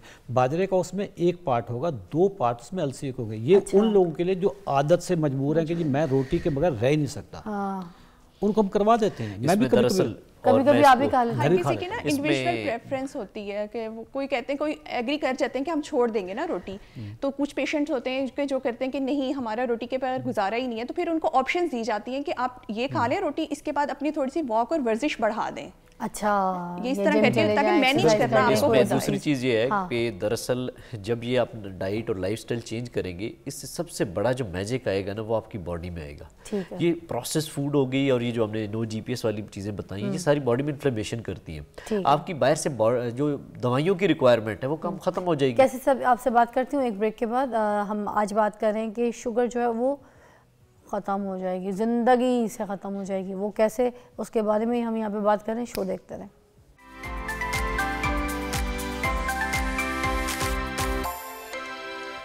Welcome back, you watching morning with Fiza. और हम बात कर रहे हैं यहाँ पर कि जो शुगर है वो ज़िंदगी भर के लिए ख़त्म हो सकती है, और यहाँ पर हमारे पास एग्जाम्पल भी मौजूद है जो हमें बता रहे हैं। हम सिर्फ ये समझना है कि कैसे, ठीक है। आप हमें कुछ बता रही थी डाइट के बारे में, कौन कौन सी चीज़ खानी, कौन कौन सी चीज़ नहीं। अभी मज़ीद कुछ और एलैबोरेट करना चाहें तो प्लीज़ कर सकते हैं। इसमें ये है कि आपने डाइट जो चीज़ें मैंने बता दी हैं कि आपने सब्जियां, फल रह गए थे, फल हर तरह का ले सकते हैं, लेकिन फलों के लिए एक चीज़ ये है कि आपने फल को ऐसे लेना है कि फल से पहले या बाद में वॉक या एक्सरसाइज लाजमी करनी है। अच्छा, कुछ फल भी तो मना है ना, जैसे आम, केला, वो हर किसी की ना हिस्ट्री के साथ होते हैं कि हम लोग पहले ये देखते हैं कि किसी का HbA1c कितना है। अगर किसी का HbA1c 7 से नीचे है तो उसका मतलब है कि वो हर तरह के फल खा सकते हैं, लेकिन फल के साथ उसने वॉक और वर्जिश लाजमी करनी है। उसके बाद फिर आ जाता है कि अगर किसी का 9 के करीब फल है, 9 के करीब HbA1c है, तो उसमें फिर उन्होंने वो वाले फल लेने हैं जिनका ग्लाइसेमिक इंडेक्स 50 से कम हो और ग्लाइसेमिक लोड जो है वो उनका 10 से कम हो। सिर्फ ऐसे फल लेने। वो गूगल पे जाके कोई भी आप फल लिख के ग्लाइसेमिक इंडेक्स ऑफ एप्पल या आप स्ट्रॉबेरी कोई भी चेक कर सकते हैं, वहाँ पे आ जाता है। आपने उनकी रीडिंग सिर्फ देखनी है कि वो 50 से नीचे आ रहा है तो वो सेफ़ है। और इसकी क्या टाइमिंग्स है, कब खा सकते हैं, कब नहीं खा सकते? इसकी टाइमिंग्स ये है कि आपने कभी भी फलों को खाने के साथ नहीं खाना। इसमें हमेशा आपने थोड़ा सा गैप देना है, तकरीबन 1.5 से 2 घंटे का गैप देना है, ताकि आपकी जो शुगर लेवल है वो स्पाइक ना करें।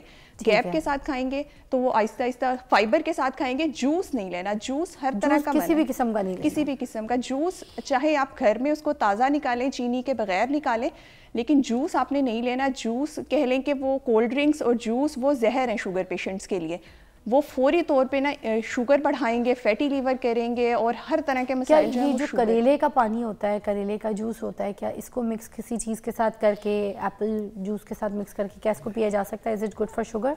अच्छा, सब्जियों में कुछ हैं, जिस तरह हम खीरा ले सकते हैं, करेला का कर लें, कद्दू ले लें, थोड़ी सी बीच में कोई पालक वगैरह शामिल करके इसका थोड़ा सा जूस बना के लिया जा सकता है, लेकिन इसमें कोई भी फल ऐड नहीं करना। अच्छा, फल ऐड नहीं करना, लेकिन अंगूर ये वो तो नहीं, जूस ऐड नहीं करना। और ये सब्जियों का भी जो जूस बना रहे हैं ना, वो ऐसे नहीं करना है कि साथ आप रोटी चावल खाते रहें, बाकी चीज़ें फॉलो ना करें डाइट, और कहें कि मैं सिर्फ करेले का जूस या ये जूस पी के तो मेरी शुगर कंट्रोल हो जाएगी। बहुत सारे लोग ऐसे भी करते हैं, तो वो इस तरह नहीं होता है। इसके लिए प्रॉपर डाइट प्लान फॉलो करना है, आपने अपनी लाइफस्टाइल ठीक करना है, ये सारी चीज़ें करनी है। और एडिशनली तौर पे आप इसको एक ड्रिंक के तौर पे ले सकते हैं। ठीक है, अफजाल की कॉल है। अस्सलाम वालेकुम जी, क्या कहेंगे?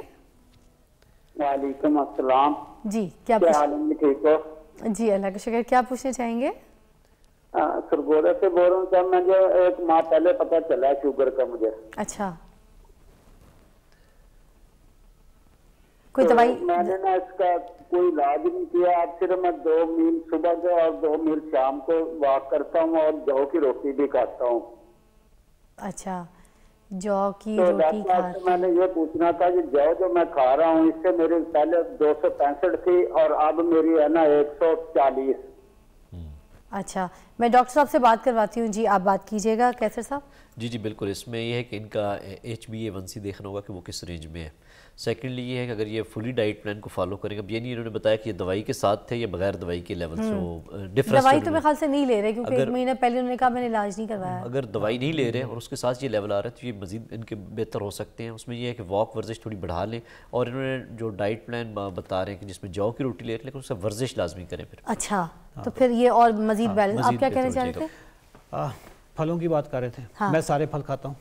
हैं, आम भी खाते हैं, अंगूर मैंने भी? सीज़न में, पिछले सीज़न में जितने आम खाए हैं मैंने ज़िंदगी में नहीं खाए होंगे, लेकिन ना फल जो है, फल ये जितने शुगर के पेशेंट हैं ना, आपको उठा के घर ले जाएंगे अपने। ठीक है। एक मिनट मुझे कॉल ले लूँ, फिर ये आपने बताना है मुझे कि कैसे आप सारे फल खाते हैं। जी, आसमा की कॉल है लाहौर से। जी अस्सलाम वालेकुम आसमा, क्या कहेंगी? आसमा वालेकुम सलाम जी, क्या कहेंगी? जी आसमा जी, बात करना चाहूंगी, मेरे पापा शुगर। अच्छा, आप इनके बाबा को शुगर है 20-22 साल से और कंट्रोल नहीं होती है, ठीक है। और सुबह भी, आज सुबह भी 240 से परेशान है, बेटी है, हार्ट के पेशेंट भी है, दवाई खा रहे हैं?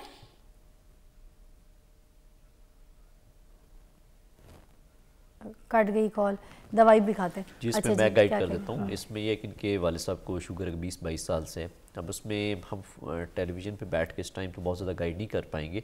उसके लिए ये है कि वो अपना लाइफस्टाइल, डाइट उनकी देखनी पड़ेगी, उनके कुछ टेस्ट वगैरह देखने पड़ेंगे। ये जो डाइट प्लान मैडम ने बताया अभी डाइट के हवाले से, ये बेसिकली ये डाइट प्लान है उन पेशेंट्स के लिए जिनकी किडनी वगैरह ठीक है, जिनकी कोई मसले, दिल के मसले मसाइल नहीं है।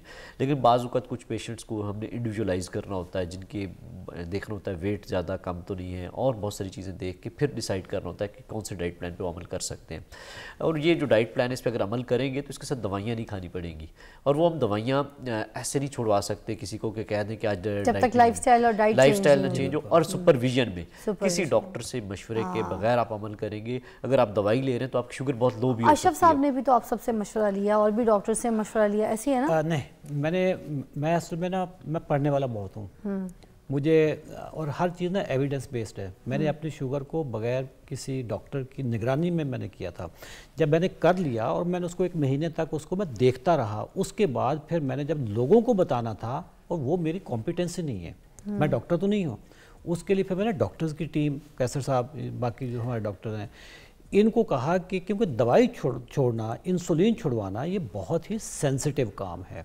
इसमें बहुत जिम्मेदारी आती है कि किसकी दवाई कौन सी पहले छुड़वानी है, कौन सी बाद में छुड़वानी, नाश्ते से पहले वाली है, नाश्ते के बाद वाली है, मोटा जो बंदा है उसकी कौन सी दवाई पहले छुड़वानी है, जो बिल्कुल स्किनी है उसकी पहले कौन सी छुड़वानी है। बहुत टेक्निकल काम है ये सारी चीज़ें। ये दवाई, मैं डिस्क्लेमर देता हूँ कि टाइप 1 में तो इंसुलिन छूटती नहीं है। टाइप 2 में जो दवाई और इंसुलिन छूटेगी वो आपके डॉक्टर के मशवरे के साथ छूटेगी। अगर कोई अपने आप पे तजर्बा कर लेगा तो वो सम टाइम उसकी शुगर लो भी हो सकती है, कुछ और भी हो सकता है।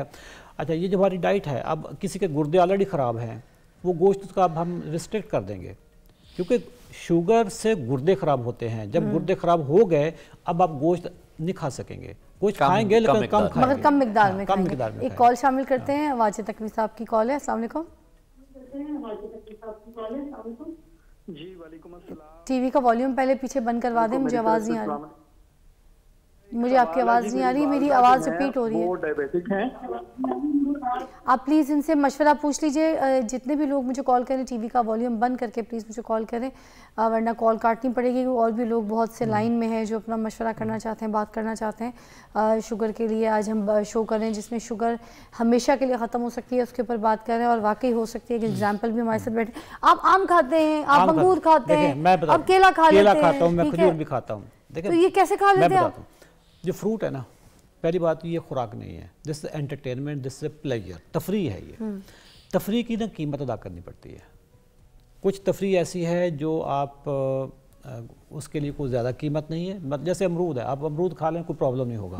ग्रेप फ्रूट है, खा लें, पूरा बड़ा ग्रेप फ्रूट खा लें, आपकी शुगर नहीं बढ़ेगी।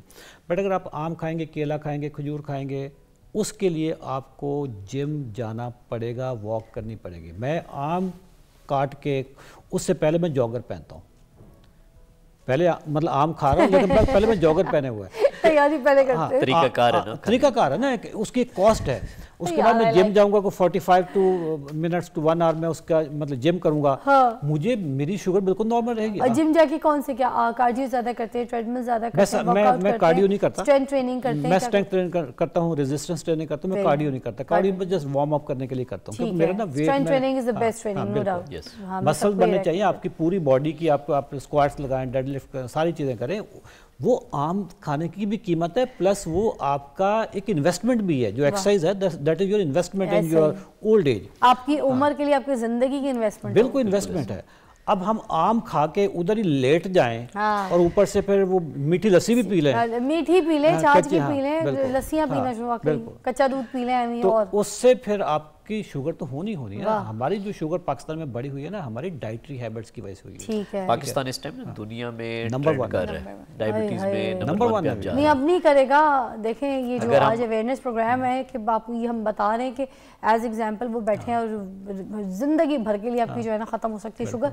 तो अब लोग मुझे लगता है इसके ऊपर काम करेंगे। ठीक है, अच्छा बिनाई भी कमजोर हो जाती है मोस्टली ना, जब शुगर बढ़ जाती है, गुर्दों पर अटैक होता है, बड़े सारे ऑर्गन्स जो हैं वो डैमेज होना शुरू हो जाते हैं। इसके बारे में क्या कहेंगे? शुगर की ना बहुत सारी कॉम्प्लिकेशंस हैं, जिसमें आंखों पे इफेक्ट करता है तो रेटिनोपैथी हो जाती है। इसके अलावा पाँव सूजन होना शुरू हो जाते हैं, कुछ लोगों के सूज जाते हैं। सूजन वो फेलियर की ट्रीटमेंट होता है उसमें, लेकिन जो सोनपान होता है उसमें ये होता है कि नर्व्स डैमेज होना शुरू, जिससे न्यूरोपैथी कहते हैं। हिस्स खत्म हो जाती है नीचे महसूस करने की, कोई जख्म लगे, कोई मालूम नहीं होता कि क्या लगा है, जूता लग जाए, कोई कांटा लग जाए, उसमें बाजू का तो खुदा न खास्ता फिर काटने की नौबत भी आ जाती है, जो एम्पुटेशन होती है। और ऑन टॉप अगर कोई चोट लग जाए तो हील नहीं होती, हील नहीं होते, जख्म कोई हील होने में प्रॉब्लम आता है। मेरी अम्मी को रॉड लगी थी यहाँ पर, तो वो अम्मी शुगर की पेशेंट थी बहुत ज़्यादा, अम्मी की हील ही नहीं होती थी। क्योंकि डायबिटीज़ आपका डिफेंस सिस्टम, जो इम्यून सिस्टम, उसको वीक कर देती है। इसके अलावा हार्ट अटैक का रिस्क बहुत ज़्यादा शुगर पेशेंट्स में होता है। इसके अलावा फालिज का अटैक होने का रिस्क बढ़ जाता है, और इसके अलावा पट्ठों की कमज़ोरी है बहुत ज़्यादा होती है, और इसके अलावा किडनी फेलियर बहुत ज़्यादा होता है। शुगर की वजह से डायलिसिस में पेशेंट बहुत, जिसे नेफ्रोपैथी कहते हैं। अच्छा। तो ये डायलिसिस का पेशेंट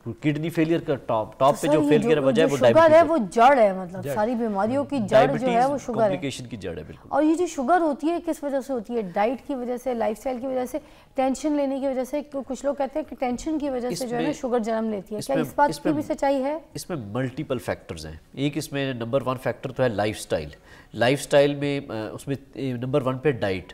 70% जो पोर्शन है वो डाइट का है। अगर आप डाइट आपकी ख़राब है तो आपको डायबिटीज़ होगी। इसके अलावा आपके आ जाते हैं एक्सरसाइज, वॉक। अगर आप वॉक एक्सरसाइज नहीं करते तो उससे भी डायबिटीज़ होने का रिस्क बढ़ जाता है। इसके अलावा स्ट्रेस, एंग्जाइटी, अगर आपकी नींद पूरी नहीं है, हर टाइम आप स्ट्रेस में रहते हैं, तो बॉडी में स्ट्रेस के हार्मोन्स बहुत ज़्यादा निकलते हैं। और इसके अलावा जंक फूड, जो प्रोसेस फूड है, और स्पेशली इंडस्ट्रियल ऑयल जो है, ये सबसे ज़्यादा बीमारी की जड़ है, जो रूट काज है सारे प्रोसेस की, जो सारा इंसुलिन रेजिस्टेंस कर रहे हैं। इंसुलिन रेजिस्टेंस होती है तो फिर ये अपने साथ 5-6 बीमारियां और अपने साथ ले आती है। आप अशरफ साहब कोई मैसेज देना चाहेंगे, कोई ऐसी बात जो आप ज़रूर बताना चाहते हैं देखने वालों को? वो प्लीज़। पाकिस्तानियों, अगर आप जागोगे नहीं तो अगले 10 सालों में पोजीशन ये होने वाली है। अभी डायलिसिस की बात कर रहे थे, पाकिस्तान में इस वक्त लाहौर, कराची, इस्लामाबाद के बड़े बड़े अस्पतालों में डायलिसिस सेंटर इतने बुक्ड हैं कि एक मरीज़ दूसरे मरीज़ के मरने की दुआ कर रहा है। ठीक है, ये मैं कोई एग्जेजरेट नहीं कर रहा, इतना ज़्यादा पेशेंट आ रहा है कि कराची में एक इदारा है SIUT जो डायलिसिस पे काम करता है, उन्होंने शारा फैसल पे पूरा एक 4 स्टार होटल खरीद लिया है। अच्छा। कि इतनी ज़्यादा डिमांड आने लगी है डायलिसिस की कि आज से 10 साल बाद ये छोटी छोटी दुकानों में डायलिसिस की मशीनें लगी हुई होंगी। ठीक है, और सब इसका जो 90% कॉज है डायलिसिस का वो शुगर है। राइट। और शुगर ग़िज़ाई बीमारी है। अगर आप अपनी ग़िज़ा को दुरुस्त कर लें तो शुगर तो आपकी अगले 2 घंटों में आपको रिजल्ट आ जाता है ना उसका। हाँ। सर ग़िज़ा दुरुस्त करने से इस वक्त पाकिस्तान में जितने भी कोल्ड ड्रिंक्स, एनर्जी ड्रिंक्स चल रहे हैं, रमज़ान आएगा उसमें जो लाल पीले काले शरबत नज़र आ रहे होंगे, सब में फ्रक्टोज़ है, चीनी है, ये शुगर की फैक्ट्रियाँ हैं। आज 15 साल के बच्चे को फैटी लीवर हुआ, 15 साल के बच्चे को ब्लड प्रेशर हुआ, उसको डायबिटीज़ हो रही है। उसकी वजह क्या है? उसकी वजह ये जंक फूड है, जो हमारे यहाँ जो स्कूल की कैंटीनों पे जंक फूड मिल रहा होता है। ये सारी चीज़ें, जूस बंद करने पड़ेंगे, कोल्ड ड्रिंक्स बंद करने पड़ेंगे, ये जितने भी इस वक्त फास्ट फूड चल रही है ये सारी हमें बंद करनी पड़ेगी। हमें नेचुरल लाइफस्टाइल पे आना होगा, अदरवाइज़ पाकिस्तान इस वक्त में तबाही के दहाने पे खड़ा। ठीक है, दुनिया में नंबर 1 है पाकिस्तान। इस वक्त 3.5 करोड़ बंदा वो है जिसको शुगर का पता चल गया है, कोई डायग्नोज हो चुकी है। 1.5 करोड़ बंदे को पता भी नहीं है कि उसको शुगर होगी। आप यहाँ पे 10 बंदों का सैंपल लेकर लैब पे जाएं, ऐसे रैंडम टेस्ट करवाएं, 2 को शुगर निकल आएगी। मैं मीडिया पे इतना घूमता हूँ, मैं उनके जब लोगों को देखता हूँ तो मुझे जगह जगह पे शुगर नजर आती है। अच्छा, शुगर वाला है तो मैं तो अब मेरा तो इतना तजर्बा हो गया कि मैं तो बंदे का फेस देख कर उसको बता देता हूँ यार आप टेस्ट करवा लो, मुझे लग रहा है कोई प्रॉब्लम चल रहा है आपका। हाँ, You're too right। आप कुछ कहना चाहेंगे? बिल्कुल, मैं पैगाम यही दूंगा कि आप अपने आप को लाइफस्टाइल बेहतर करें ताकि आप मेडिसिन के साइड इफेक्ट से बचें, और ये आप ताकि इस ट्रैप से निकलें जिसमें आप बार बार एक मरीज बने हुए हैं, खुद भी बीमार हैं। मेडिसिन के साइड इफेक्ट होते हैं भी, है ना? बिल्कुल, कोई भी मेडिसिन आप लेते हैं, सिंपल पैरासीटामोल है तो ये आम दर्द की जो दवा है, अगर आप ज्यादा डोज में लेते हैं तो वो भी एक अमेरिका लंदन में तो ये दिए ही नहीं जाती, ये भी नहीं देते हैं डॉक्टर्स। बिल्कुल बिल्कुल, और बिल्कुल माइल्ड कोई अगर बहुत ही सीवियर सिचुएशन हम तो सीधा एंटीबायोटिक लिख देते हैं। बिल्कुल, तो ओवर यूज ऑफ मेडिकेशंस और शुगर की दवाइयों के अपने साइड इफेक्ट्स हैं। अगर आप सिंपल अपना लाइफस्टाइल ठीक कर लें तो आपको ना दवाइयों की जरूरत है, बल्कि आप बहुत सारी कॉम्प्लिकेशन जो डायबिटीज की मैंने मेंशन की उनसे बच सकते हैं। आप क्या कहेंगे? मेरा भी यही पैगाम है कि शुगर ग़िज़ाई बीमारी है। आपने अगर आपको शुगर हो गई है तो आपने अपना लाइफस्टाइल दुरुस्त करना है, अपनी खुराक दुरुस्त करनी है, तो उससे आप शुगर को कंट्रोल कर सकते हैं। इसके अलावा जो हमारी यंग जनरेशन है वो जो जंक फूड का पिज़्ज़ा, बर्गर, कोल्ड ड्रिंक्स इनका इस्तेमाल ज़्यादा कर रहे हैं, इससे बचें, क्योंकि यही चीज़ें पहले आपको मोटापा लेके आएंगी, फिर उसके बाद ब्लड प्रेशर होगा, डायबिटीज़ होगी, और फिर उसके बाद जो एक बीमारियों का लंबा सिलसिला चल पड़ता है। तो ये सारी बीमारियां जो हैं ये गलत खुराक की वजह से और गलत लाइफस्टाइल की वजह से है। तो यही मेरा पैगाम है कि अपनी खुराक दुरुस्त करें, अपना लाइफस्टाइल बेहतर करें, वॉक वर्जिश अपनी ज़िंदगी में शामिल करें, हर वक्त मतलब खाना खा के सोना और आराम करने वाली हैबिट जो है ना, इससे बाहर निकलें, वॉक वर्जिश करें, एक्टिव रहें और अपनी खुराक को बेहतर करें। वाह, क्या बात है जी। देखें, आज हमें एक ऐसी एग्जाम्पल मिली जिनकी जो है वो शुगर जड़ से ख़त्म हो गई, कोई दवाइयाँ नहीं है, कुछ नहीं। 18 साल जिस बंदे ने शुगर के साथ अपनी ज़िंदगी गुजारी, आज वो शुगर फ्री है। इसी तरह पूरा पाकिस्तान भी शुगर फ्री हो सकता है। आप देखें, अगर हम अपने पुराने, ख़ास तौर पे अगर हम अपने मज़हब को देख लें तो हमारे ऐसे ऐसे लोग, सबसे पहले तो नबी पाक सल्लल्लाहु अलैहि वसल्लम जिनकी सुन्नत को हम अगर फॉलो करें, उनकी लाइफस्टाइल को अगर हम फॉलो करें, उसके बाद हमारे औलिया इकराम, पैगम्बरान दीन, ये सारे जिन लोगों को, बुजुर्गान दीन, इन सबको अगर देखें, इनके लाइफस्टाइल यही थे। वो काम करते थे, वो चलते थे, वो माइग्रेट करते थे, वो सफ़र करते थे, वो उनका जहन एक्टिव होता था, उनकी बॉडी एक्टिव होती थी, और सबसे बड़ी बात, खा ना, खाने का पूरा लफ्ज़ क्या है? खा ना, पी ना, दोनों चीज़ें साथ हैं, ठीक है? चल ना, चले हर चीज़, और ये नहीं कि अपने आप को लथार्जिक चले जा रहे हैं। लोग मैंने जिम में देखा 2-2 घंटे ट्रेडमिल पे होते। भाई 2-2 घंटे की जरूरत है, 20 मिनट अच्छा ट्रेडमिल पे आप वॉक कर लें, वो भी काफ़ी है। बाकी वर्कआउट करें, बाकी स्ट्रेंथ ट्रेनिंग करें। तो हर चीज़ का चल ना, खा ना, पी ना, ये इसके साथ मिकदार में रहें, आप ठीक रहेंगे। एक ब्रेक के बाद मिलते हैं आपको।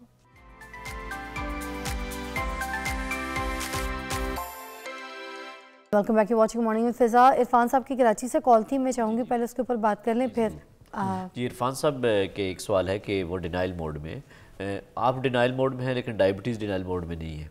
अगर आप ग्लूकोफेज ले रहे हैं और आपकी शुगर लेवल हो सकता है अभी कंट्रोल हो, लेकिन वक्त के साथ साथ अगर आप लाइफस्टाइल चेंज नहीं करेंगे तो यही ग्लूकोफेज कम पड़ जाएगी, फिर आपकी मेडिसिन भी बढ़ेगी और शुगर की खुदा न खास्ता कॉम्प्लिकेशन भी बढ़ने का खदशा होगा। और इसमें आपको अगर आप लाइफस्टाइल अपना चेंज कर लेते हैं, जैसे उन्होंने एग्जांपल दी कि उनके किसी जानने वाले ने अपने 10.5 से 5.5 पे अब HbA1c ले आए हैं, वो सिर्फ लाइफस्टाइल से ले आए हैं। तो इरफान साहब जैसे और कई पेशेंट्स होंगे जो सिर्फ इस इंतज़ार में है कि शायद कोई खुदा न खास्ता कॉम्प्लिकेशन हो जाए या उनकी बीमारी। आप लोग के पास तो बहुत सारे पेशेंट्स हैं ना, जैसे उनमें एक मौलाना तारिक जमील साहब भी जो हैं, उनकी शुगर का भी जो है वो सिस्टम आप लोग देख रहे हैं, ऐसे ही है? बिल्कुल तो ऐसे और भी बहुत बड़े बड़े नाम भी होंगे जिनकी शुगर का आप लोग जो है देख रहे हैं सिस्टम। अच्छा, डाइट के बारे में पूछूंगी, फाखरा ज़रा आपकी तरफ आती हूँ, बताइए कि ऐसी कौन सी डाइट जो है वो चेंज करनी है, कौन सी चीज़ छोड़ देनी है, कौन सी चीज़ खानी है जिससे हमारी शुगर जो है इस तरह से बैलेंस हो? जी देखें, जिस तरह ये है कि शुगर ग़िज़ाई बीमारी है, सबसे पहले तो ये चीज़ हमने समझनी है कि शुगर दवाई बीमारी नहीं है, ये ग़िज़ाई बीमारी है। इसमें ग़िज़ा का रोल है, आपकी खुराक का रोल है, दवाइयों का रोल नहीं है। अच्छा, अब शुगर को रिवर्स करने के लिए या कंट्रोल करने के लिए जो फार्मूला है वो हमारा है no GPS formula. No GPS formula का यहाँ पे अगर मैं एक्सप्लेन करूँ तो G फॉर ग्रेन्स, ग्रेन्स में हर तरह के अनाज आ जाते हैं, जिसमें अनाज में अब क्या क्या शामिल है, रोटी, चावल, हर दूसरी किस्म के अनाज जो है, मकई, जवार, बाजरा, जौ, ये सब जो है ये अनाज में शामिल हैं। इनमें क्या होता है, इनमें रिफाइंड कार्बोहाइड्रेट्स होते हैं, इनमें से फाइबर निकाल लिया जाता है। पीछे रिफाइंड कार्बोहाइड्रेट जिसको सादा कार्बोहाइड्रेट्स कहते हैं, ये सिर्फ शुगर होती है, मीठी चीनी होती है। तो इसको जब खाते हैं तो उससे शुगर फौरी तौर पे आपकी बॉडी में जाके बढ़ती है, जिससे शुगर लेवल्स बढ़ जाते हैं फौरी तौर पे। एक तो अगर शुगर आप रिवर्स करना चाहते हैं तो आपको अपनी लाइफ में से ग्रेन्स को निकालना होगा, हर तरह के जो मैंने ग्रेन्स बताए हैं। दूसरी चीज़ आ जाती है नो जीपीएस में पी फॉर पोटैटोज़, हर तरह के आलू। अब इसमें हर सब्ज़ी में हमारे घरों में आलू डलते हैं, एक आलू निकालने हैं। उसके अलावा जो फ्राइज़, रोज़ घरों में फ्राइज़ बनते हैं, बच्चों को फ्राइज़ मिलते हैं, जितने भी प्रोसेस्ड पोटैटोज़ होते हैं, पैकेट्स फूड्स होते हैं, उन सब में जिनमें पोटैटोज़ होते हैं उनको आपने अपनी लाइफ से निकाल देना है। और तीसरी चीज़ इसमें आ जाती है एज़ फॉर शुगर्स। शुगर्स में हर तरह का मीठा है, सिर्फ इसमें सफ़ेद चीनी नहीं है, इसमें गुड़, शहद, शक्कर, जितने आर्टिफिशियल स्वीटनर्स हैं। अगर देसी शहद है तब भी, देसी शहद भी, बिल्कुल देसी गुड़ है तब भी, बिल्कुल ऐसा ही है। शहद में क्या होता है, शहद में फ्रुक्टोज होती है जो कि सिंपल कार्बोहाइड्रेट्स है, तो ये फौरी तौर पे जाके आपकी बॉडी में इंसुलिन की स्पाइक करती है, उसके अलावा फैटी लीवर करती है, जिससे आपके शुगर लेवल्स जो होते हैं वो फौरी तौर पे बढ़ते हैं। तो आर्टिफिशियल स्वीटनर्स भी ऐसे हैं, जितने आर्टिफिशियल स्वीटनर्स होते हैं वो जब आप खाते हैं तो उससे आपकी जो मीठा तो आपकी ज़बान पर चला जाता है ना, आपके जो ब्रेन होता है उसको मैसेज पहुँच गया कि मीठा आ गया है, इंसुलिन रिलीज़ कर दो। तो जब वो इंसुलिन रिलीज़ कर देता है तो उससे इंसुलिन रेजिस्टेंस जो होती है वो बढ़ती है। तो बेसिकली ये फार्मूला है नो जीपीएस फार्मूला। आपने ये डाइट फॉलो करनी है जिसमें से अपनी ज़िंदगी में से ये 3 चीज़ें निकाल देनी है। आपने ग्रेन्स निकाल देने हैं, आलू निकाल देने हैं, उसके अलावा हर तरह का मीठा निकाल देना है। ये कॉल शामिल करते हैं, फिर मैं इसकी ज़रा डिटेल और पूछूंगी आपसे, ताकि लोग अपनी चीज़ों में, अपनी ग़िज़ाओं में इन चीज़ों को शामिल करें जिनको निकालना उनको पता हो। सबा है मेरे पास, उनसे बात करेंगे, अपने हस्बैंड के बारे में कुछ पूछना चाह रही हैं। अस्सलाम वालेकुम।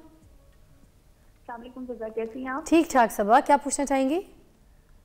एक्चुअली मेरे हस्बैंड को अभी कुछ अर्सा पहले ही शुगर डायग्नोज हुई है, लेकिन टाइप 2 डायग्नोज हुई है। टाइप 2, ठीक है। तो ऐसा उनके लिए हम क्या करें कि उनकी एक तो शुगर रिवर्स हो जाए और ताकि लाइफस्टाइल भी उनका एक्टिव हो जाए, सब कुछ ठीक हो जाए। और दूसरा क्वेश्चन मेरा ये है कि अभी आप लोगों का टॉपिक है शुगर रिवर्स होने का, तो शुगर रिवर्स से क्या यही मीनिंग होगा कि वो वापस जैसे पहले से हम खाते पीते हैं, मीठा भी ले लेते हैं और थोड़ा सा हल्का फुल्का जंक फूड भी ले लेते हैं, तो उससे मीनिंग ये है कि उनका रिवर्स इस तरह से होगा? Very nice, very nice. अभी आपको जवाब देते हैं। अच्छा जी, आप बताइएगा पहले, क्योंकि आपकी रिवर्स हुई है तो सबा का जवाब। शुगर रिवर्सल का पहले मैं डेफिनेशन बता दूं जी।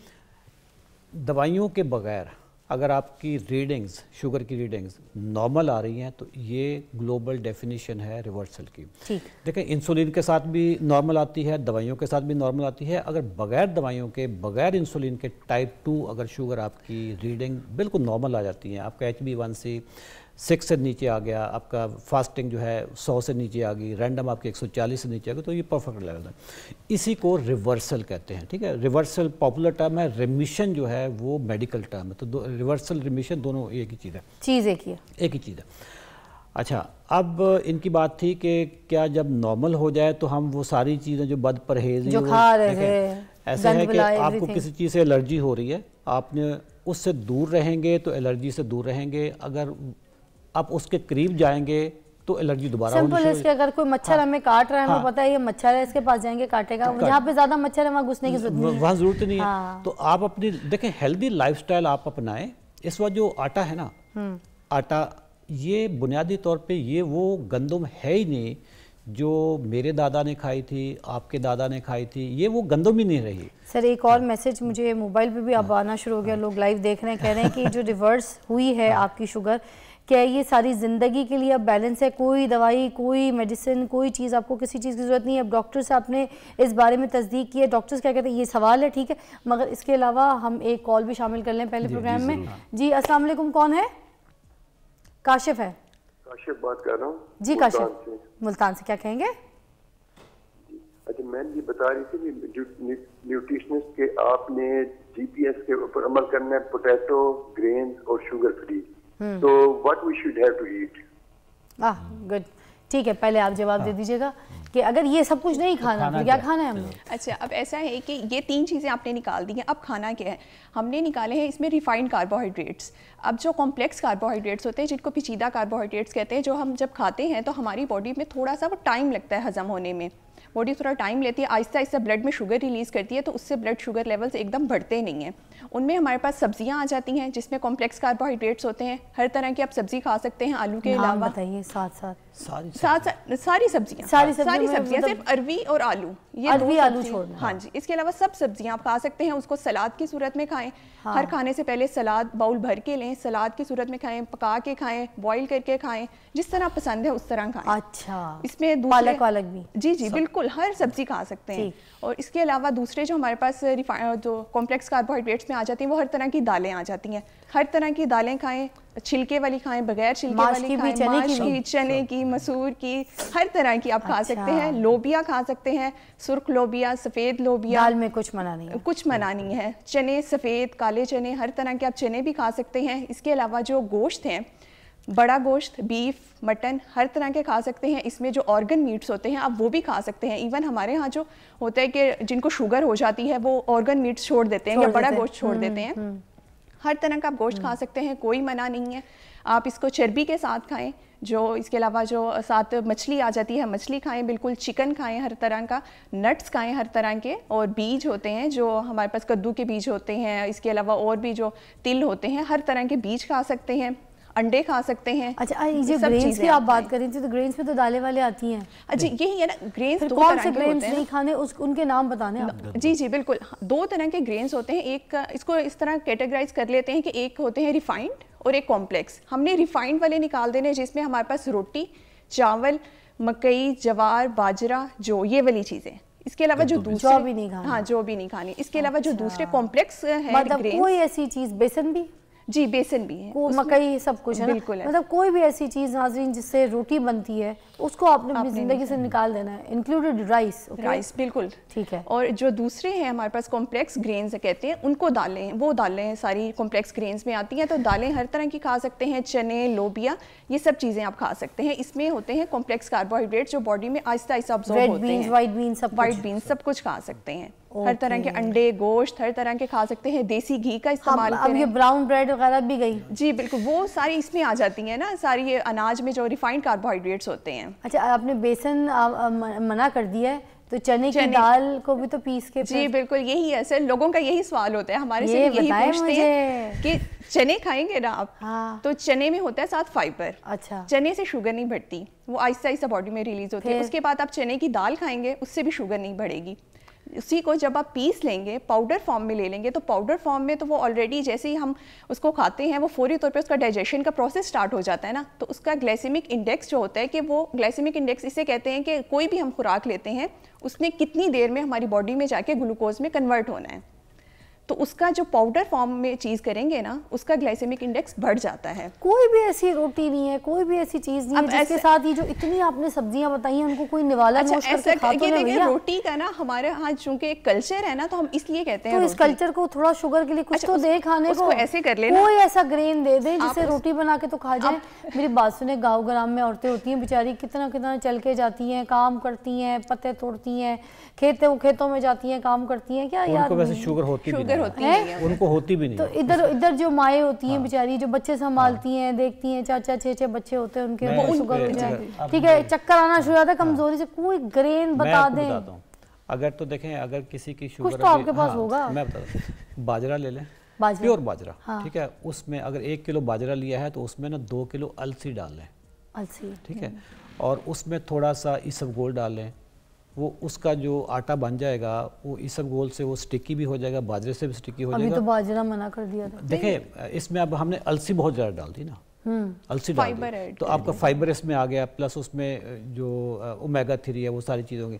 बाजरे का उसमें 1 पार्ट होगा, 2 पार्ट उसमें अलसी के होंगे। ये उन लोगों के लिए जो आदत से मजबूर हैं कि जी मैं रोटी के बगैर रह ही नहीं सकता, उनको हम करवा देते हैं। मैं भी कभी आप भी खा लेते हैं। किसी की ना इंडिविजुअल प्रेफरेंस होती है कि वो कोई कहते हैं, कोई एग्री कर जाते हैं कि हम छोड़ देंगे ना रोटी। तो कुछ पेशेंट्स होते हैं जो कहते हैं कि नहीं, हमारा रोटी के बगैर गुजारा ही नहीं है। तो फिर उनको ऑप्शंस दी जाती हैं कि आप ये खा लें रोटी, इसके बाद अपनी थोड़ी सी वॉक और वर्जिश बढ़ा दें। अच्छा, ये इस तरह करके ताकि मैनेज करना आपको इसमें होता है। दूसरी चीज़ ये है कि दरअसल जब ये आप डाइट और लाइफस्टाइल चेंज करेंगे, इससे सबसे बड़ा जो मैजिक आएगा ना वो आपकी बॉडी में आएगा।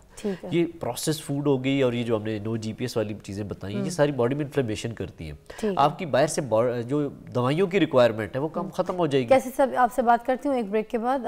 हम आज बात कर रहे हैं कि शुगर जो है वो ख़त्म हो जाएगी, ज़िंदगी से ख़त्म हो जाएगी, वो कैसे, उसके बारे में हम यहाँ पे बात करें। शो देखते रहें।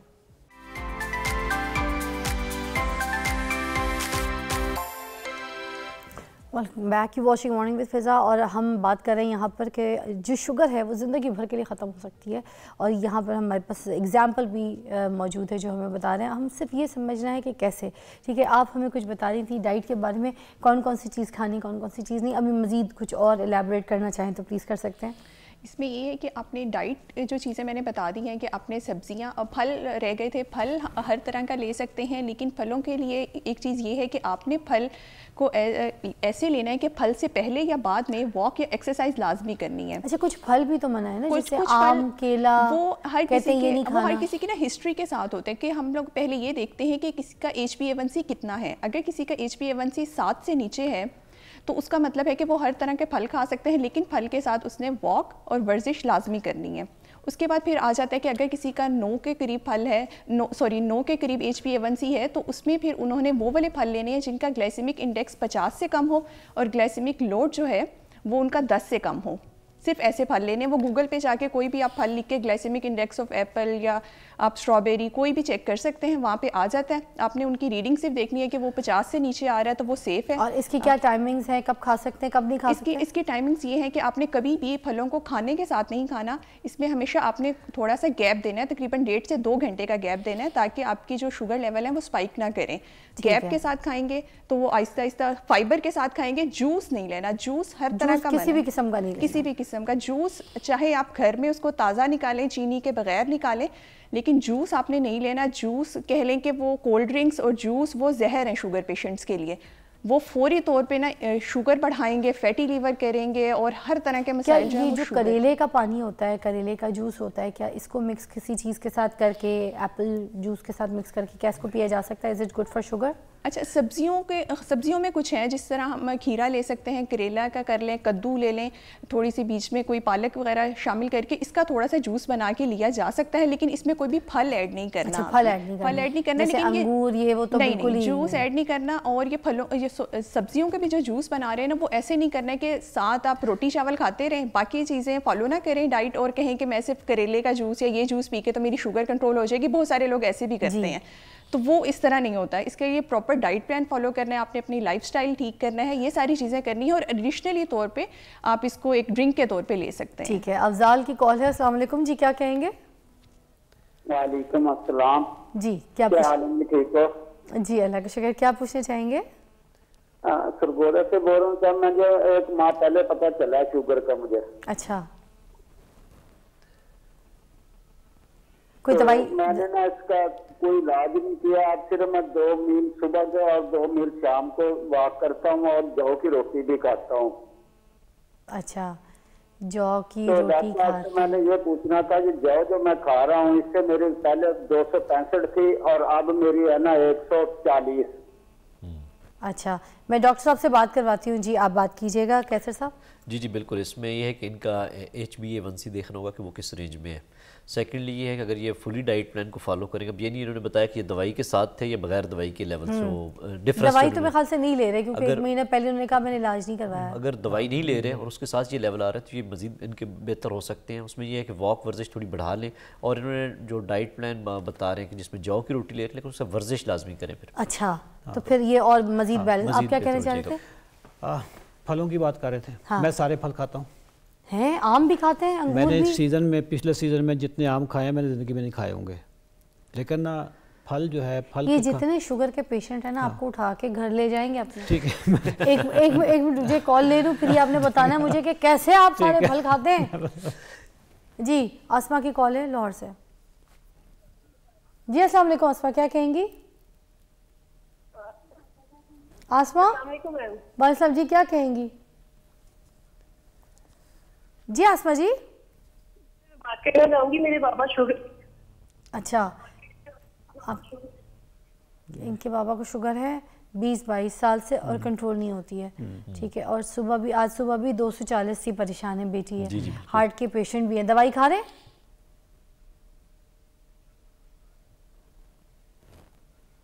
कट गई कॉल, दवाई भी खाते हैं। जी, इसमें मैं गाइड कर देता हूँ। इसमें ये कि इनके वाले साहब को शुगर 20-22 साल से है। अब उसमें हम टेलीविज़न पे बैठ के इस टाइम पे बहुत ज़्यादा गाइड नहीं कर पाएंगे। उसके लिए ये है कि वो अपना लाइफस्टाइल, डाइट उनकी देखनी पड़ेगी, उनके कुछ टेस्ट वगैरह देखने पड़ेंगे। ये जो डाइट प्लान मैडम ने बताया अभी डाइट के हवाले से, ये बेसिकली ये डाइट प्लान है उन पेशेंट्स के जिनकी किडनी वगैरह ठीक है, जिनके कोई मसले, दिल के मसले मसाइल नहीं है। लेकिन बाज़ औक़ात कुछ पेशेंट्स को हमने इंडिविजुअलाइज़ करना होता है, जिनके देखना होता है वेट ज़्यादा कम तो नहीं है, और बहुत सारी चीज़ें देख के फिर डिसाइड करना होता है कि कौन से डाइट प्लान पे अमल कर सकते हैं। और ये जो डाइट प्लान है, इस पर अगर अमल करेंगे तो इसके साथ दवाइयाँ नहीं खानी पड़ेंगी।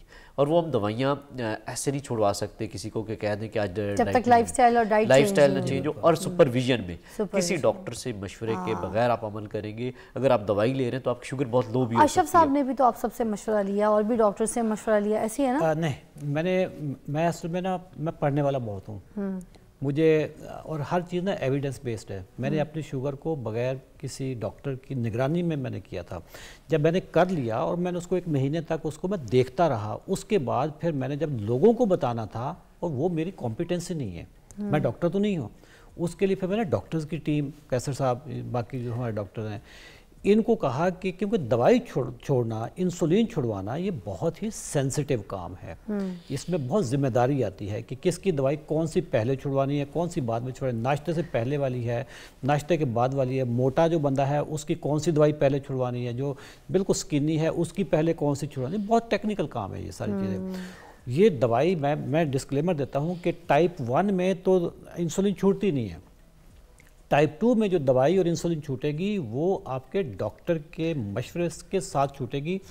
अगर कोई अपने आप पे तजर्बा कर लेगा तो वो सम टाइम उसकी शुगर लो भी हो सकती है, कुछ और भी हो सकता है।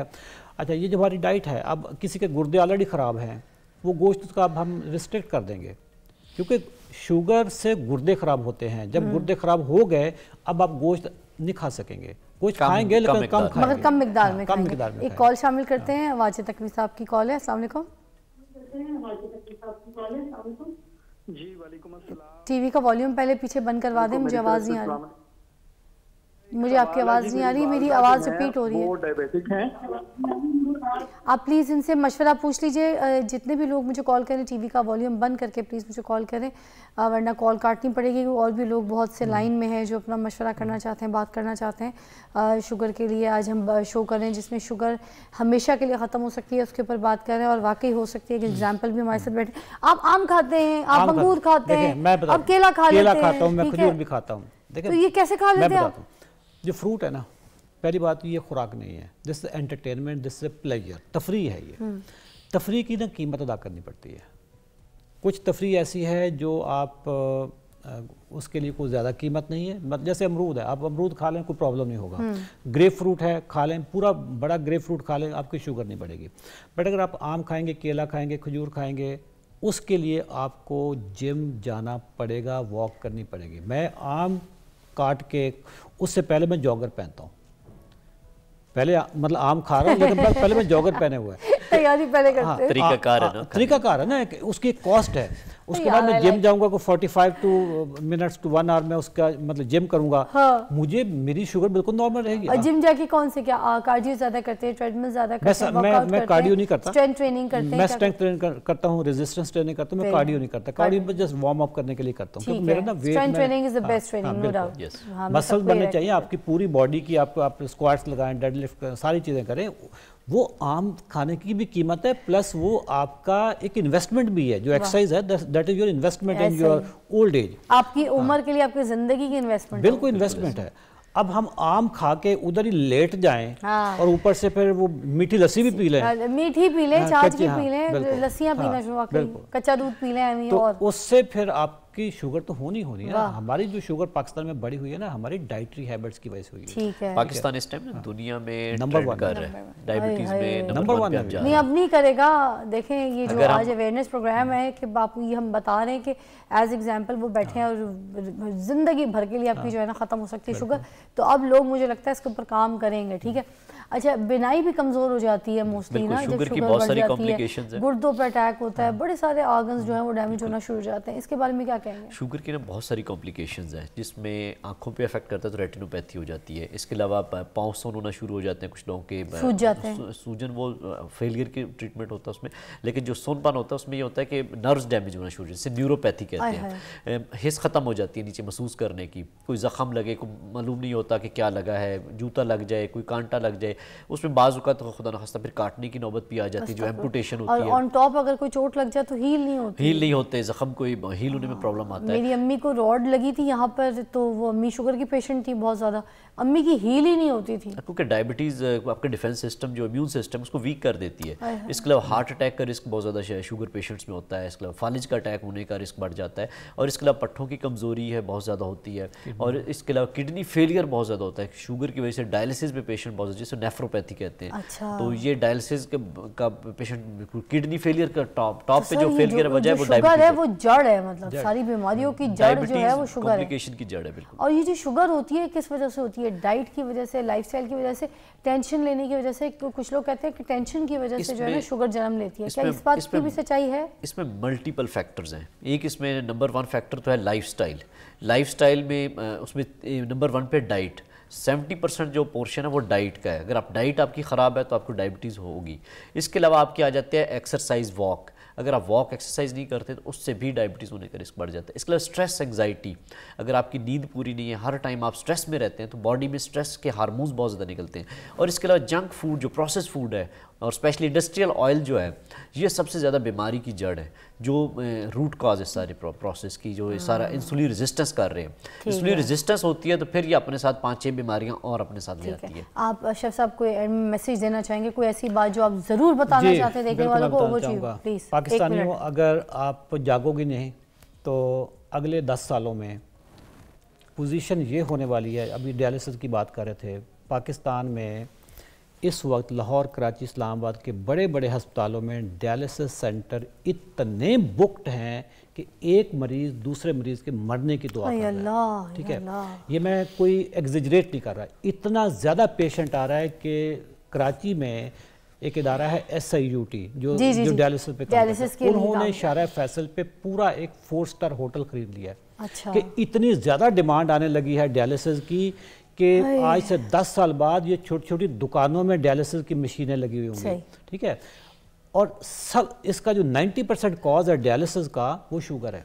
राइट। और शुगर ग़िज़ाई बीमारी है।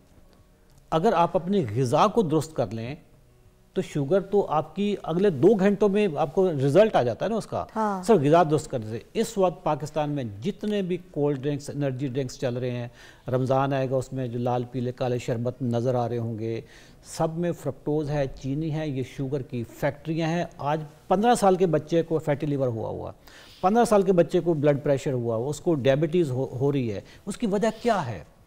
उसकी वजह ये जंक फूड है, जो हमारे यहाँ जो स्कूल की कैंटीनों पे जंक फूड मिल रहा होता है।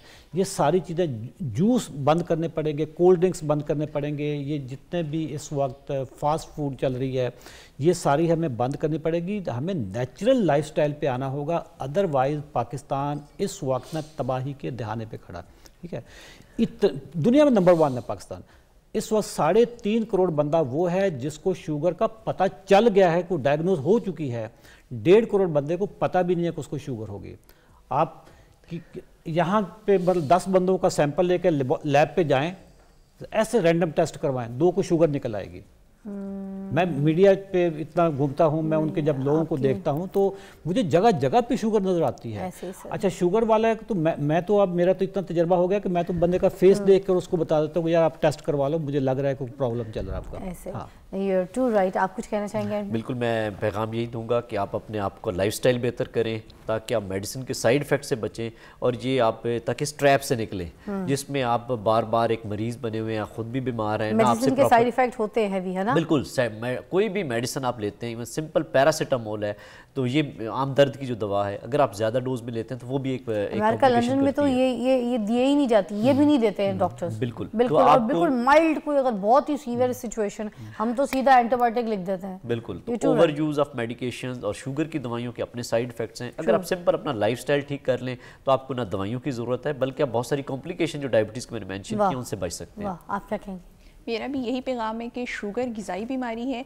आपने अगर आपको शुगर हो गई है तो आपने अपना लाइफस्टाइल दुरुस्त करना है, अपनी खुराक दुरुस्त करनी है, तो उससे आप शुगर को कंट्रोल कर सकते हैं। इसके अलावा जो हमारी यंग जनरेशन है वो जो जंक फूड का पिज़्ज़ा, बर्गर, कोल्ड ड्रिंक्स इनका इस्तेमाल ज़्यादा कर रहे हैं, इससे बचें, क्योंकि यही चीज़ें पहले आपको मोटापा लेके आएंगी, फिर उसके बाद ब्लड प्रेशर होगा, डायबिटीज़ होगी, और फिर उसके बाद जो एक बीमारियों का लंबा सिलसिला चल पड़ता है। तो ये सारी बीमारियां जो हैं ये गलत खुराक की वजह से और गलत लाइफस्टाइल की वजह से है। तो यही मेरा पैगाम है कि अपनी खुराक दुरुस्त करें, अपना लाइफस्टाइल बेहतर करें, वॉक वर्जिश अपनी ज़िंदगी में शामिल करें, हर वक्त मतलब खाना खा के सोना और आराम करने वाली हैबिट जो है ना इससे बाहर निकलें, वॉक वर्जिश करें, एक्टिव रहें और अपनी खुराक को बेहतर करें। वाह क्या बात है जी। देखें आज हमें एक ऐसी एग्जाम्पल मिली जिनकी जो है वो शुगर जड़ से ख़त्म हो गई, कोई दवाइयाँ नहीं है, कुछ नहीं। 18 साल जिस बंदे ने शुगर के साथ अपनी ज़िंदगी गुजारी, आज वो शुगर फ्री है। इसी तरह पूरा पाकिस्तान भी शुगर फ्री हो सकता है। आप देखें अगर हम अपने पुराने ख़ास तौर पे अगर हम अपने मज़हब को देख लें तो हमारे ऐसे ऐसे लोग, सबसे पहले तो नबी पाक सल्लल्लाहु अलैहि वसल्लम जिनकी सुन्नत को हम अगर फॉलो करें, उनकी लाइफस्टाइल को अगर हम फॉलो करें, उसके बाद हमारे औलिया इकराम, पैगम्बरान दीन, ये सारे जिन लोगों को बुजुर्गान दीन, इन सबको अगर देखें इनकी लाइफस्टाइल यही थे। वो काम करते थे, वो चलते थे, वो माइग्रेट करते थे, वो सफ़र करते थे, वो उनका जहन एक्टिव होता था, उनकी बॉडी एक्टिव होती थी। और सबसे बड़ी बात, खा ना, खाने का पूरा लफ्ज़ क्या है? खा ना, पी ना, दोनों चीज़ें साथ हैं, ठीक है। चल ना, चले हर चीज़, और ये नहीं कि अपने आप को लथार्जिक चले जा रहे हैं। लोग मैंने जिम में देखा 2-2 घंटे ट्रेडमिल पे होते। भाई 2-2 घंटे की जरूरत है, 20 मिनट अच्छा ट्रेडमिल पे आप वॉक कर लें, वो भी काफ़ी है। बाकी वर्कआउट करें, बाकी स्ट्रेंथ ट्रेनिंग करें। तो हर चीज़ का चल ना, खा ना, पी ना, ये इसके साथ मिकदार में रहें, आप ठीक रहेंगे। एक ब्रेक के बाद मिलते हैं आपको।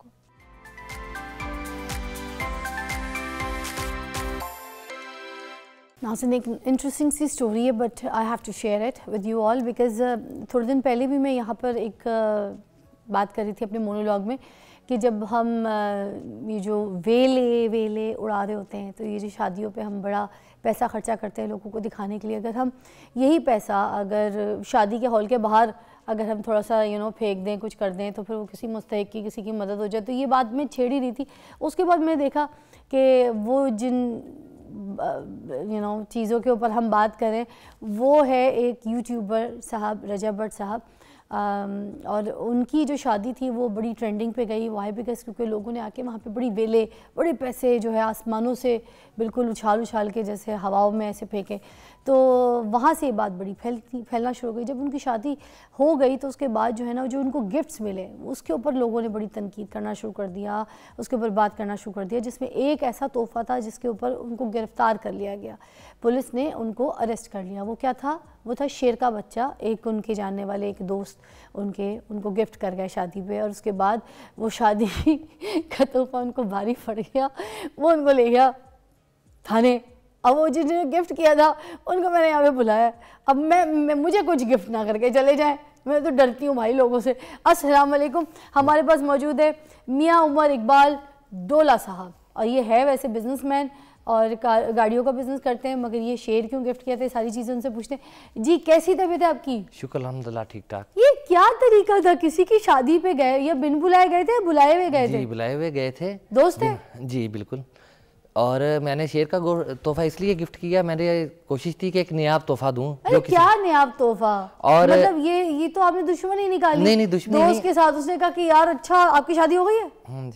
हो गई है? जी बिल्कुल। तो फिर आपने कहा कि चलो ये लड्डू खा के मैं पछता रहा हूँ, ये भी पछता है, इसको एक ऐसा गिफ्ट करूँ कि शादी की कैद, उम्र कैद जो ये बनने लगा है, उसके बजाय ये जाके जो है ना थाने में बन जाए। नहीं एक्चुअली जब उनको पकड़ा गया ना, तो वाइल्ड लाइफ वालों ने जब कार्रवाई किया, वो की शेर पे थी, लेकिन मैं मौके पे पुलिस स्टेशन गया हूँ, मैंने जाके तमाम डॉक्यूमेंट्स दिए हैं, वो वहाँ से रिकवर हो गए थे। उनको एक शादी पे किसी ने गन भी गिफ्ट की थी। अच्छा। जिनकी FIR उन पे हुई है। ओके, ऐसा भी कुछ हुआ था? दिया गया था। हाँ जी उनको। अच्छा, ये जो शेर का बच्चा अभी सारे लोग देख रहे हैं, ये बिल्कुल आप शादी हॉल में ही जाके देकर आए थे? जी शादी हॉल में जाके। नहीं छोटा सा बच्चा, वो 1 माह का बच्चा है, वो क्या करेगा? मेरे पास से तो बिल्ली गुजरे, मुझे डर लगता है। शेर का बच्चा और केजीज में ये मौजूद था। अच्छा, केज में लेके गए थे? जी, केज में लेके गए थे। तो वो बहुत खुश हुए? जी बहुत खुश हुए, उनकी वाइफ को भी बहुत ज़्यादा पसंद आया। उन्होंने 1-2 वीडियोस भी उनके साथ डाली हैं, गोद में उनको खिला रहे हैं, उसके साथ खेल रहे हैं बच्चे। अच्छा, कितनी दोस्ती आपकी इनके साथ जिनको आपने अभी गिफ्ट किया? काफ़ी अच्छी दोस्ती है। मैं और मेरे दो दोस्त हैं साथ, अली लजपाल गाड़ियों का वो भी बिजनेस करते हैं, और दूसरे लॉयर हैं असद। हम तीनों ने मिलकर ये उनको गिफ्ट किया था। अच्छा, ये प्लान किया था आप लोगों ने? प्लान किया था। सरप्राइज था इनके लिए? जी, इनके लिए सरप्राइज था बिल्कुल। अच्छा, तो ये जो असला था ये किसने गिफ्ट कर दिया था उनको? ये भी उनको शादी में किसी ने किया था, और उनको बाकायदा उनकी वीडियोस बनी हुई हैं। हाँ। तो वो बैग में था। जब ये इस पे कार्रवाई की गई और जब पुलिस ने चेकिंग की तो उनके से वो गन भी उन्होंने बरामद की, जिसके ऊपर उन्होंने FIR दी पुलिस स्टेशन में। अच्छा। क्योंकि उसका अभी कागज बन रहे थे, अभी बन के नहीं आए थे, लेकिन तोहफा उनके पास से निकले, वो गैर कानूनी उन्होंने शो किया और उस पर FIR उन्होंने दर्ज की। अच्छा, फिर ये रिहा कैसे हुए? रहा कैसे हुए? ये शख्सी ज़मानत पे रहा हुए। इन्होंने कुछ लोगों को क्या के डॉक्यूमेंट्स क्या के इन्होंने कंप्लीट किए। बेसिकली ये शरीफ आदमी थे तो उनकी कार्रवाई। हाँ, बात तो सही है ना। देखें ना, उन्होंने खुद तो कोई चीज़ रखी नहीं, कोई आके कोई भी मुंह उठा के तोहफा दे जाए, ठीक है, अब उस सामने वाले बंदे को क्या पता। मगर क्या उस वक्त देख लिया था उन्होंने कि उसके अंदर असला है चीज़ें? जी बिल्कुल देख लिया था, लेकिन बात यह है कि इनके भी जो पेपर थे वो बन रहे थे, और मेरे भी जैसे पेपर कंप्लीट थे। उनके एक पेपर सिर्फ देने वाला था, वो मैंने मुकालमे में भी कहा हुआ है कि आप ये जब शादी से फारग हो जाए मेरे पास किसी दिन आए, मैं आपको NIC देके मैं वो भी आपको कंप्लीट कर दूंगा। तो बड़ी गलत बात है, ऐसी चीज़ तो नहीं करनी चाहिए। बंदे की खुशी का दिन है, इम्पोर्टेंट दिन है। हमने एक शादी हो रही है, फैमिली घर वाले सारे धूम मचा रहे हैं, और एक बंदे ने आके उनको असला गिफ्ट कर दिया, उस बेचारे को क्या पता। लेकिन ये भी तो देखें, उसने उसके पेपर भी उनके किए हुए हैं अप्लाई। अच्छा। वो भी 5 नहीं तो 10 दिन में आ जाएंगे, वो भी आ जाएंगे। असल में ये सब सारी कार्रवाई हुई है। हाँ। आप देखें कि शादी के एक ही दिन बाद हो गई है। अच्छा। यहाँ तो एक टाइम गुजरा होता है, यहाँ वक्त गुजर गया होता है, फौरन ही हो गई, फौरन ही हो गई है। ये बात नहीं है। महकमों को भी चाहिए थोड़ा सा वेट कर लेते, चेक कर लेते। आप बंदा 5-7 दिन में पेपर कंप्लीट भी करता है, ये वैसे ही रखे हुए हैं तो सामने आ जाना। अच्छा, खैर, अब यही वाली बात है कि किसी की खुशी जिस तरीके से जो जैसा सेलिब्रेट करना चाहे, उसकी अपनी मर्ज़ी, उसकी अपनी ज़िंदगी, अपनी लाइफ है, अपना पैसा है, किसी से मांग के तो नहीं खर्चा कर रहा, वो सिंपल सी बात है। मगर खैर काफ़ी जो है लोगों ने इसको बहुत हाईलाइट किया, शादी को बड़ा स्क्रोल किया। मगर मैं आपसे ये पूछना चाहूँगी, आपके शेयर के जो डॉक्यूमेंट्स थे वो पूरे थे, कंप्लीट थे? अल्हम्दुलिल्लाह मेरे। फिर उसको वाइल्ड लाइफ में क्यों उठा के रख लिया? वाइल्ड लाइफ में एक पेपर था, उन्होंने जब चेक उसका अंदराज FIR में कर दिया हुआ है। आपको पता होगा पाकिस्तान का कानून है, जब किसी भी FIR में, चाहे एक वो पानी की बोतल है, चाहे एक वो मोबाइल है, अगर उसकी FIR के अंदर उसका लिख दिया जाए तो उसको फिर आप कोर्ट से ही ले सकते हैं स्पुर्दारी पे, वैसे नहीं मिलता। तो मैंने स्पुर्दारी अप्लाई की हुई है। ये तो अब वो ना आपने जो तोहफा दिया आपके हाथ से भी गया ना, उनको नसीब हुआ? ये नहीं, इंशाल्लाह अल्हम्दुलिल्लाह मुझे उम्मीद है कि ये 6 तारीख तक हमें वापस मिल जाएगा। आ जाएगा वापस आ जाएगा, क्योंकि हमारे डॉक्यूमेंट्स कंप्लीट है। कितने का कोई आ जाता है शेर का बच्चा? शेर का बच्चा आ जाता है, इसमें मुख्तलिफ इकसाम है। आप चले जाएंगे ब्राउन शेर के बच्चे पे, वो आएगा आपको मिल जाएगा 7 से 8 लाख का। ये वाला कितने का था? ये तकरीबन 7 से 8 लाख के करीब इसकी होनी चाहिए। अच्छा, और ये कितने शेर हैं आपके पास? मेरे पास 4 से 5 अभी भी मौजूद है। अच्छा जी, और इसी साइज के बच्चे हैं या बड़े? जी, बड़े फुल साइज के हैं। तो उनकी देखभाल कौन करता है? जी मैं खुद करता हूँ, मुलाजम रखे हुए हैं, वो भी दिन में एक बार लाजमी चक्कर लगाने के लिए जाता हूँ, उनको देखने के लिए जाता हूँ। बड़ा प्यार है आपको उनसे? जी बहुत।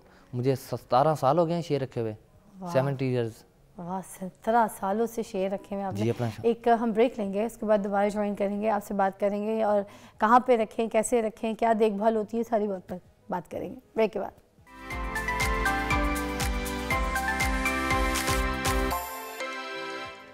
अहमद डोला साहब से बातें कर रही थी, वो मुझे बता रहे थे कि इन्होंने 70 साल से जो है ना, क्या था, 17 साल से क्या लाइन रखे हुए हैं, लाइन्स रखे हुए हैं। वो आप अक्सर में आप पंजाबी में बोलते हैं ना सितारा, तो हम मुझे लगता है अच्छा 17 ईयर्स से इन्होंने ज़ू रखा हुआ है, प्राइवेट ज़ू बनाया हुआ है इन्होंने लाहौर में ही, और अभी भी यहाँ से जाएंगे तो अपने शेरों के साथ खेलेंगे। फुटबॉल ट्रेन किया हुआ उन्होंने। जी बिल्कुल ट्रेन किया। अभी मैं वीडियोज़ भी देख रही थी, आप कितने मज़े से उनके साथ घूम रहे, फिर रहे, सैर सपाटा कर रहे हैं, प्यार कर रहे हैं आपको। देखिए उनको मैंने ट्रेन ही ऐसा किया, एक बच्चों की तरह ट्रीट किया हुआ है। वो मेरे साथ बहुत ज़्यादा मनूस है। मेरे साथ खेलते हैं, वक्त गुजारते हैं। एक दो को तो इतनी बुरी आदत पड़ गई है, जब तक जाके अपने हाथ से गोश्त ना खिलाऊं गोश्त नहीं खाते। नहीं खाते। आप उनके आगे बर्तन रख दें, 4 दिन पड़ा रहे वो गोश्त नहीं खाएंगे। अच्छा, बदबू वगैरह, स्मेल वगैरह नहीं होती इनको पालने में, इनको संभालने में, रखने में? नहीं जी, स्मेल नहीं होती। अगर आप उसको साथ साथ साफ़ करते रहें, उनकी देखभाल करते रहें, तो ऐसा कभी भी प्रॉब्लम्स नहीं होता। दूसरी बात है, इनके जो केजीज होते हैं ना, ज़्यादातर ओपन और इंडोर अलग होते हैं। जब उनके ऊपर धूप की फ्लैक्सेशन होती है और उनके ऊपर धूप पड़ती है, जिसकी वजह से कुदरती तौर पे वहाँ पे स्मेल ख़त्म हो जाती है। अच्छा, इनके लिए जो एक्सपेंस है डेली बेसिस पे कितना कोई लग जाता है, कितना? ये तो शेयर डिपेंड करते हैं आपने कितने लाइन रखे हुए हैं। मैंने अब यहाँ पे सब्ज़ाजार में 4 रखे हुए हैं, तो इनके ऊपर तकरीबन डेली का 15 से 18 हज़ार रुपया खर्चा आता है। इनके खाने में? इनके खाने पे। क्या खाते हैं ये ज़्यादा? ये मीट खाते हैं। फिर इनके लिए बड़े का, छोटे नहीं, इनको मिक्स कर दिया जाता है, एक रूटीन में नहीं दे सकते। मुर्गी भी खा लेते हैं? मुर्गी भी खाते हैं, ये बीफ भी खाते हैं, ये मटन भी इनको कुछ दिया जाता है। फिर इनके लिए मौसम के हिसाब से इनको खरगोश भी डाले जाते हैं अक्सर, खरगोश भी, क्योंकि इनसे इनकी सेहत बहुत ज़्यादा अच्छी होती है। अच्छा जी। तो ये ब्रीड कहाँ के हैं? ये साउथ अफ्रीका की। अच्छा, तो अब आपके पास टोटल आपने कितने बताए? 4 आपके पास जी मौजूद है। तो आप इनकी आगे भी कोई ब्रीड का कर रहे हैं सिस्टम के आगे, फिर इसको सेल करें, ये करें, कोई ऐसा काम किया? एक बात की बात है, लेकिन पहले अपने शौक के लिए रखे हुए हैं, इसको पूरा करेंगे। हाँ। आगे होगा। जैसे अम्मी अब्बू ने कैसे इजाज़त दी थी शेर रखने की? 17 सालों से रखा हुआ है। शौक के लिए इजाज़त लेना बहुत मुश्किल काम है। कैसे ली इजाज़त? पहले जब स्कूल से फ्री हुआ ना, तब से ये शौक पड़ा था। फिर मैंने एक शेर लाया, काफ़ी डांट डपट। नहीं, वो वाली बात बताएं जो मुझे बता रहे थे ब्रेक में। तो मैंने डांट डपट करके उनसे लिया। मैंने कहा जी देंगे तो आगे पढ़ लेंगे, नहीं तो छोड़ देंगे। हाँ, मतलब 11वीं क्लास में जो बता रहे थे कि उन्होंने छोड़ दी, तो उन्होंने कहा 11वीं में दाखिला तब लूँगा जब मुझे शेर दिलाएंगे। तो शेर दिलाया गया, तो फिर 11वीं का जो है ना आगे। उसके बाद आहिस्ता आहिस्ता शौक पड़ता गया। पहले डांट पड़ती थी, क्यों रखा है बच्चों से। फिर उन्होंने देखा आहिस्ता आहिस्ता टाइम स्पेंड करना शुरू कर दिया इनके साथ। तो कभी डर, अटैक किसी चीज़ का नहीं पड़ा कि एकदम से मुझे नोच ना ले? कभी कोई चोट लगी, कोई खरोश लगी, नाखूनदार चीज़ें तो होती है? नहीं, दांत वगैरह कभी नहीं लगे। खराश वगैरह कभी आ जाती है खेलते हुए, उनके ज़ाहिर बात है नेल हैं, कभी हाथों पे लग जाते हैं, लेकिन इतने डेंजरस कभी नहीं लगे। अच्छा, आपके बच्चे? आपके बच्चे नहीं है, मेरे नहीं है। जी, आपके बच्चे हैं? नहीं, अभी नहीं, अभी शादी को रिसेंटली 3-4 साल। तो आप चाहेंगे बच्चे भी खेलें आपके? हाँ जी, मेरे भतीजे खेलते हैं साथ, मेरे भाई के बेटे खेलते हैं उनके साथ। वाह, भाई जिगर की बात है। और एक और चीज़ कह रहे थे आपके, वो आपको कुत्तों से डर लगता है ना? मुझे कुत्तों से डर लगता है। आपके लिए एक लाइन ये है कि शेर से डर नहीं लगता साहब, कुत्तों से लगता है। थैंक यू सो मच डोला साहब, बड़ा मज़ा आया आपके साथ बात करके। और आपका जो केस था वो भी हमने नाज़रीन को बता के क्लियर कर दिया, सिस्टम क्लियर कर दिया। ठीक है, आप भी खुश रहें। जिनकी शादी पे आप गए थे भाई, उनकी भी खुशी। हम आप जा रहे हैं, हम अपने खर्चे पे अपने तरीके से खुश रहिए आप भी। अल्लाह हाफ़िज़।